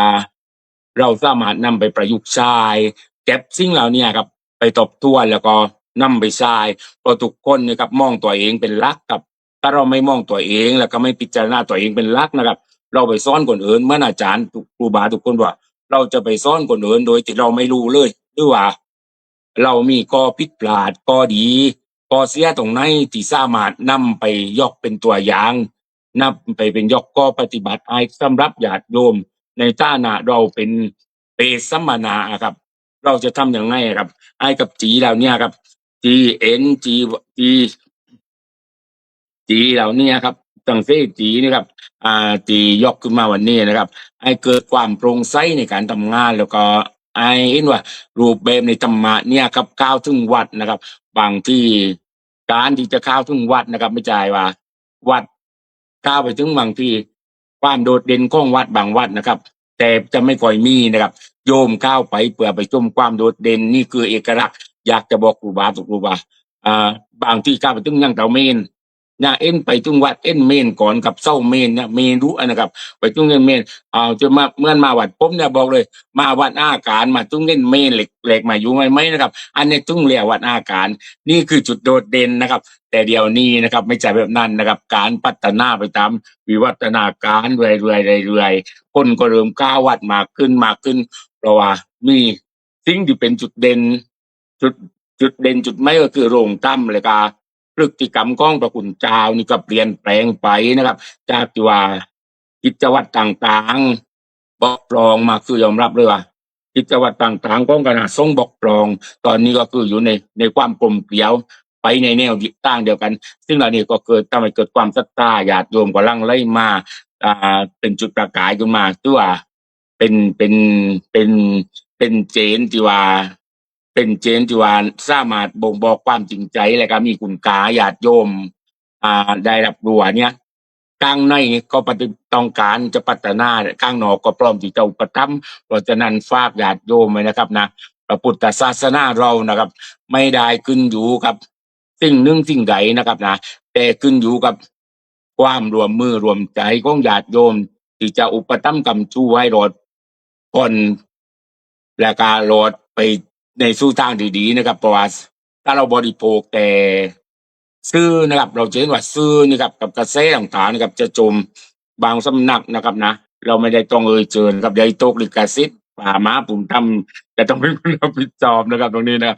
ที่ว่าเราก็อารมณ์มาด้วยในบางในบางโอกาสนะครับนะที่ว่าซี่เดียวกันเนี่ยพูดถึงซี่เดียวกันเจนเดียวกันเนี่ยตรงเนี้ยไม่ว่าตุกเจนนะครับตุกเจนพอร่วมกันคือส่วนรวมใจคือธรรมะคุ้มครองโลกธรรมะปกป้องโลกเนี่ยกับก้าวถึงวัดเจนเราเนี่ยบอกว่าธรรมะตัวเนี้ยให้วัดเดินไปหาโยมหรือโยมจะเดินมาวัดเป็นตัวบ่งชี้ครับแล้วก็สนักถึงอยู่เสมอว่าความจัวดีเนี่ยมันอยู่ในใจ ซีนต่ำมันจะฟังใจอยู่ตลอดเวลาเพราะฉะนั้นวันนี้นะครับนะตายที่สุดแล้วก็ขอบคุณนะครับอ่าโอกาสจากครูบาทุกๆรูปนะครับที่ให้โอกาสมาดำเนินรายการตรงนี้นะครับ แล้วก็ก็บุญบารมีสิ่งศักดิ์สิทธิ์ทั้งหลายนะครับของครูบารวมถึงของบุญบารมีของครูบาทุกๆรูปจงปกป้องญาติโยมทุกๆคนทุกๆการให้ประสบกับความสุข แล้วก็ประสบความสำเร็จในชีวิตครอบครัวชีวิตการงานจงสำเร็จทุกประการเกิน สาธุขอบคุณพระอาจารย์เอกพันธ์เอกวันโนหลวงพี่ฮิปโปครับผมโอ้โหมาในสำเนียงเสียงใต้น่าฟังไหมคุณโยมได้ฟังเสียงใต้จากอาจารย์หลวงพี่ฮิปโปโอ้โหหลวงโยมคัมมูลเลอร์ว่าคิดถึงหมูเด้งขึ้นมาทันทีเลยอาจารย์ท่านฮิปโปบอกคิดถึงหมูเด้งขึ้นมาทันทีได้ฟังเอ่อชื่อของอาจารย์ฮิปโปเนี่ย ตอนนี้ไม่รู้เป็นยังไงบ้างนะแต่ว่าท่านมาในสำเนียงเสียงใต้ก็ยังมาฝากสำเนียงให้ญาติโยมได้ฟังว่าวันนี้เนี่ยท่านมาเห็นประเด็นสำคัญในเรื่องของการที่จะเข้าถึงวัดเข้าถึงแต่ละช่วงวัยอย่างไรในช่วงวัยนี้ที่สำคัญก็คือเราจะสร้างวัดอย่างไรเนี่ยโดยเฉพาะทางกายภาพเนี่ยให้วัดหน้าเข้าไปหน้าเข้าไปเห็นเข้าวัดท่านเนี่ยท่านบอกว่าจะเห็นเมนก่อนเลยบางวัดเนี่ยเข้าไปแล้วโอ้เห็นเมนก่อนในหน้าเข้าหรือเปล่าไม่รู้นะพระอาจารย์นะอ่า เพราะว่าบางทีก็แล้วแต่ครูบาอาจารย์ท่านสร้างไว้แหละคือสร้างวัดเนี่ยเมื่อวันก่อนเนี่ยผมก็ไปเรื่องของวัดประชารัฐสร้างสุขเนี่ยท่านก็จะพยายามที่จะบอกว่าทำยังไงให้สร้างวัดให้สะอาดร่มรื่นและเป็นสัปปายะด้วยหลัก5 สใช่ไหมครับผมสางสะดวกสะอาดแล้วก็สร้างมาตรฐานสร้างสุขวินัยแล้วก็นำไปสู่การที่จะสร้างวัดในใจของคนก็มีกระบวนการที่จะต้องปรับปรุงแก้ไขแน่นอนว่าวัดบางทีบางครั้งเนี่ยก็เป็นส่วนหนึ่งที่จะดึงคนเข้ามาคือกายภาพของวัดเนี่ยมันน่าเข้าวัดสะอาดไหมวัดมีอะไรที่เป็นเอกลักษณ์ที่ดึงคนเข้าไปไหมแต่มันคือดึงเข้าไปก่อนแล้วค่อยมาพัฒนาด้านคุณธรรมจริยธรรมก็ว่ากันไปในแต่ละช่วงยุคช่วงเวลาพุทธศาสนาฝากไว้กับทุกๆคนท่านอาจารย์ว่างั้นไม่ได้ฝากไว้กับใครคนใดคนหนึ่งขอบคุณพระอาจารย์เอกพันธ์หลวงพี่ฮิปโปอีกครั้งหนึ่งครับผมดูเวลาแล้วก็ใกล้เข้ามาทุกขณะนะเหลือเวลาอีกประมาณไม่เกิน50 นาทีแต่จะถวายเวลานี้ให้แก่พระอาจารย์มหาภูมิธรรมภูมิปาโลประธานศูนย์ปฏิบัติธรรมดีรักษาการเจ้าวาดวัดโนนหนองขามอำเภอคงจังหวัดนครราชสีมาได้มาสนทนากับธรรมญาติโยมครับผม กราบถวายความเคารพพ่อแม่ครูบาอาจารย์ผู้ร่วมรายการทุกรูปด้วยความเคารพอย่างสูงยิ่งครับผม โดยมีพระอาจารย์มหาอภิชาติกรัญญวสีอาจารย์มหาฉลองสุจิตโต และตลอดจนถึงพี่พระครูสมบุตรสมพรยานวุฒโธน้องพระครูประหลัดประกรณ์พิสุทธิ์พุทธสโรจากปัตตานี น้องพระมหาธารินกรวัดคลองชันจากจังหวัดปทุมธานีตลอดจนถึงหลวงพี่ฮิปโปจากจังหวัดสงขลาเจริญพรเจริญสุขสวัสดีดีจงมีแด่ญาติโยมญาติธรรมกัลยาณมิตรญาติธรรมทุกท่าน ที่เข้ามารับชมรับฟังรายการนานาสาระธรรมดีสำหรับค่ำคืนนี้ เสียงสะท้อนไม่ยอมเสียงปกติหรือเสียงสะท้อน ก็ยังโอเคอยู่ครับผม โอเค ถ้าอย่างนั้น เพราะฉะนั้นญาติโยมสาธุชนพุทธบริษัททั้งหลาย คืนนี้ได้รับเนื้อหาสาระทุกเจนทุกเจเนอเรชันเลย โดยเฉพาะหลวงพี่โจ๊กจากปัตตานีโยมส่งข้อความมาส่วนตัวเลยบอกว่าท่านต้องนิมนต์หลวงพี่โจ๊กมาทุก EP นะว่าเห็นไหมโยม EP นี้แค่ EP ที่3 EP ที่4เข้ามานั่งในใจของ FC ทั่วทุกมุมโลกด้วยเอกลักษณ์ความเป็นตัวตนนะโยมนะความเป็นตัวตนของท่านหลวงพี่ฮิปโป้ก็ไม่น้อยหน้าใครนะโยมนะที่มาวันนี้เลยไม่สำเนียงเสียงใต้ท่านบอกเลยว่าท่านจะพูดใต้เพราะว่าด้วยความที่ไม่ถนัดแรงกลางโยมเนี่ยไม่ถนัดแรงกลางส่วนน้องมหาธารินกรญาติโยมก็คุ้นชินคุ้นเคยบางวันก็หยุดไปบ้างพักไปบ้างเพราะว่าท่านมีภารกิจพอสมควรแต่ EP นี้ก็คือเป็น EP ที่ท่านบอกว่าต้องพูดเพราะว่า อยู่ในเจนทุกสิ่งทุกอย่างโยม เพราะฉะนั้นวัดจะเข้าถึงเจเนเรชันทุกเจเนเรชันได้อย่างไร วันนี้อาตมามีมา5 ปอมาให้โยมทุกเจเนเรชันเลย5 ปอนี้สามารถนำไปประพฤตินำไปปฏิบัติและก็นำไปปรับปรุงสถานที่วัดนั้นๆได้เลยว่า ลองดูว่าแต่ละเจนจะเข้าวัดได้ด้วย5 ปออย่างไรหนึ่งปอที่1โยม เปลี่ยนการเทศเป็นการสนทนา เปลี่ยนการเทศเป็นการสนทนา เพราะว่าการสนทนาธรรมเหมือนรายการนานาสาระธรรมดีเหมือนเสียงธรรมธรรมะเสียงเนิร์ดเสียงธรรมจากธรรมจารย์ตรงใจในสหรัฐอเมริกาเนี่ยเปลี่ยนเป็นการสนทนา พระอยู่ในโทรศัพท์มือถือ เพราะฉะนั้นโทรศัพท์มือถือจึงเป็นที่ต้องการเป็นที่ใช้ของทุกเจเนเรชันเลยโยม นี่คือสิ่งที่สำคัญ เพราะฉะนั้นต่อไปเปลี่ยนการสอนเป็นการสร้างประสบการณ์ เปลี่ยนการสอนเป็นการสร้างประสบการณ์นี่คือปอที่2นะโยมนะปอที่3เปลี่ยนผู้ฟังเป็นผู้มีส่วนร่วม เปลี่ยนผู้ฟังเป็นผู้มีส่วนร่วมจากที่พระเทศนิยมต้องนั่งฟังอย่างเดียวเลยฟังอย่างเดียวเลยแต่เมื่อไหร่ที่เราเปลี่ยนผู้ฟังเป็นผู้มีส่วนร่วมเนี่ยธรรมะมันจะทำให้น่าฟังยิ่งขึ้นและแต่ละเจนก็อยากจะมีส่วนร่วมของตัวเองมากขึ้นโยมนี่คือความสำคัญของการเปลี่ยนแต่ละเจนเพราะฉะนั้นปอที่3ก็คือเปลี่ยนพื้นที่วัดเป็นพื้นที่แห่งการเรียนรู้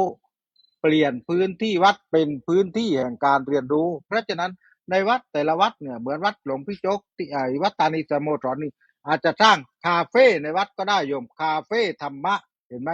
คาเฟ่ธรรมะแต่มีร้านกาแฟมีนู่นมีนี่มีนั่นแต่เราตั้งชื่อว่าคาเฟ่ธรรมะทำให้เป็นที่สนใจว่าคาเฟ่ธรรมะมันรูปแบบเป็นอย่างไรอะไรยังไงเนี่ยทำให้แต่ละเจนก็อยากสนใจอยากที่จะเข้าไปนั่งใช่ไหมโยมเพราะอะไรเพราะชื่อทุกสิ่งทุกอย่างสร้างแรงดึงดูดใจและสร้างแรงดึงดูดให้โยมเข้าไปที่นั้นๆได้นี่คือสิ่งที่สำคัญเพราะฉะนั้นต่อไปปอที่5ก็คือเปลี่ยนภาพจำของวัดให้เป็นบ้านของทุกวัยเปลี่ยนภาพจำของวัดให้เป็นบ้านของทุกวัยแล้วเราจะดึงทุกเจนเข้าวัดโยมทุกเจนเข้าวัดเพราะอะไรจึงตั้งหัวข้อว่าวัดจะเข้าถึงเจเนเรชันแต่ละเจเนเรชันได้อย่างไรวันนี้อาตมาเชื่อเพียงหนึ่งว่าธรรมะขององค์สมเด็จพระสัมมาสัมพุทธเจ้าสอนให้คนเป็นคนดีเพราะฉะนั้นทุกเจนอยากเป็นคนดีจึงต้องเข้าฟังธรรมะเพราะฉะนั้นธรรมะที่เราจะสอนนี้ก็คืออยู่ที่พระสงฆ์ผู้นำด้านจิตวิญญาณของแต่ละชุมชนนั้นๆแต่ละวัดนั้นๆนี่คือสิ่งที่สำคัญเลยเพราะอะไรเพราะธรรมะเราได้ฟังมาตั้งแต่เล็กจนโตจนถึงบัดนี้องค์สมเด็จพระสัมมาสัมพุทธเจ้าก็สอนไว้แล้วธรรมะคืออะไรธรรมะคือสอนให้คนเป็นคนดีเพราะฉะนั้นเชื่อเหลือเกินว่าทุกเจนทุกคนบนโลกใบนี้อยากเป็นคนดีในเมื่อคุณอยากเป็นคนดีในเมื่อท่านอยากเป็นคนดีในเมื่อแต่ละเจนอยากเป็นคนดีต้องฟังธรรมะรายการนาสาระธรรมดีและชีวิตท่านก็จะดีอย่างที่ธรรมะขององค์สมเด็จพระสัมมาสัมพุทธเจ้าเพราะฉะนั้นวันนี้ฝากไว้เป็นข้อคิดนะโยมนะทุกเจเนเรชันถ้าอยากเป็นคนดีต้องฟังธรรมะทั่วทุกมุมโลกเพราะธรรมะสอนให้คนเป็นคนดีพระเจ้าเคยสอนไหมว่าเคยสอนสิ่งที่ไม่ดีนั่นก็คือสิ่งที่เป็นข้อห้ามแต่สอนให้คนทุกคนเป็นคนดีนั่นเพราะฉะนั้นญาติโยมสาธุชนพุทธบริษัททั้งหลายฝากไว้เป็นข้อคิดในสำหรับค่ำคืนนี้วันอาทิตย์โยมนะสุดยอดคุณแม่ในสมัยพุทธกาลสุดยอดคุณแม่ในสมัยพุทธกาลคือหัวข้อส่วนวันจันทร์โยมหยดหนึ่งน้ำนมกินทดแทนไม่สิ้นพระคุณแม่เอ่ยนี่คือคีย์เวิร์ดเพราะฉะนั้นอาจารย์แต่ละรูปนะโยมนะอาจารย์แต่ละรูปก็จะได้รับคีย์เวิร์ดไปแต่ละท่านเพราะคีย์เวิร์ดใหญ่ก็คือหยดหนึ่งน้ำนมกินทดแทนไม่สิ้นพระคุณแม่เอ่ยบทนี้อาตมาคีย์เวิร์ดนี้อาตมาคิดว่าหลวงพี่ฮิปโปต้องมีน้ำตาแต่ส่วนหลวงพี่โจ๊กโยมต้องมาฟังให้ได้เพราะท่านมาได้ทุกแนวสำหรับค่ำคืนนี้สาธุครับผม สาธุครับกราบคุณพระอาจารย์มหาภูมิธรรมภูมิปาโล นะครับผมโอ้โหท่านมาสรุปให้เราฟังว่าทุกเจนก็ต้องมี5ปอ5ปอมีตั้งแต่เปลี่ยนเทศเป็นการสนทนาในที่เรากำลังเปลี่ยนกันอยู่แล้วคุณโยมตอนนี้ตลอดจนถึงโน่นแหละจนเปลี่ยนการสอนให้เป็นประสบการณ์เปลี่ยนผู้ฟังให้เป็นการมีส่วนร่วมเปลี่ยนพื้นที่วัดให้เป็นพื้นที่ที่อ่าการเรียนรู้เนี่ยสำคัญเลยคุณโยมเนี่ยที่จะมานำธรรมะไปสู่การเรียนรู้ในวัดบางทีเราเข้าไปในวัดไม่มีสถานที่ในการเรียนรู้นี่ก็ลำบากและท้ายสุดท่านทั้งหลายวันนี้ถือว่าเรามาสนทนาฟังธรรมจากครูบาอาจารย์ในเรื่องของวัดจะเข้าถึงแต่ละช่วงวัยอย่างไร แต่ละช่วงวัยมีความแตกต่างกันที่ครูบาอาจารย์พยายามนำเสนอวัดบางวัดจะมีการเปลี่ยนแปลงไปอย่างไร แต่สิ่งไม่เปลี่ยนแปลงคือธรรมะยังคงอยู่ เราจะเอาวัดไปอยู่ที่ไหนก็แล้วแต่สุดท้ายท้ายสุดวัดกับธรรมะต้องไปอยู่ในใจของทุกคน นั่นก็คือการที่เอาธรรมะมาประพฤติปฏิบัติให้เป็นวิถีชีวิตของเราจริงๆวัดจะอยู่ที่วอแหวนมหานากาศต่อเต่ารอเรือวัดระคือข้อวัดปฏิบัติของเราเปลี่ยนจากวัดวอแหวนมหานากาศดอเด็กเป็นวัดวอแหวนมหานากาศต่อเต่าวัดระเอาธรรมะมาประพฤติปฏิบัติแล้วเราจะเห็นผลของการปฏิบัติธรรมผู้ปฏิบัติธรรมธรรมย่อมรักษาผู้ปฏิบัติธรรมไม่ให้ตกไปถูกทางที่ชั่ววันนี้กราบขอบคุณครูอาจารย์พระธรรมวิทยากรทุกรูปตั้งแต่พระอาจารย์มหาอภิชาติกรัญญวาสีพระอาจารย์มหาฉลองพระอาจารย์มหาภูมิธรรมพระอาจารย์พระครูประหลัดประกรณ์พิสุทธิ์แล้วก็พระอาจารย์มหาธเรนกรพระอาจารย์เอกพันธ์เอกวันโนทุกรูปที่เมตตามาแสดงธรรมบรรยายธรรมให้เป็นธรรมทานแก่ญาติโยมและขอเจริญพรอนุโมทนาบุญกับญาติโยมทุกคนทุกท่านที่ร่วมกันอยู่ด้วยกันเป็นกำลังใจให้พระธรรมวิทยากรในการเผยแผ่ธรรมจนถึงช่วงท้ายนี้ขอให้ทุกท่านจงเจริญด้วยธรรมขององค์สมเด็จพระสัมมาสัมพุทธเจ้าประกอบกิจการงานใดๆให้ประสบความสำเร็จยิ่งขึ้นไปในค่ำคืนนี้ก็ขออนุโมทนาบุญปิดรายการไว้เพียงแค่นี้ครับ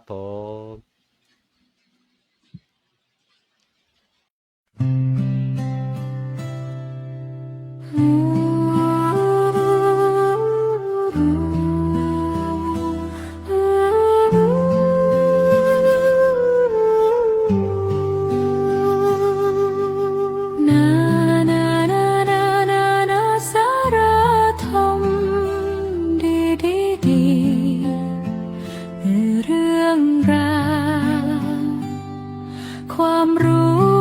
คู่ใจธรรมะงดงามฟังแล้วชื่นบานสุขใจทุกวัน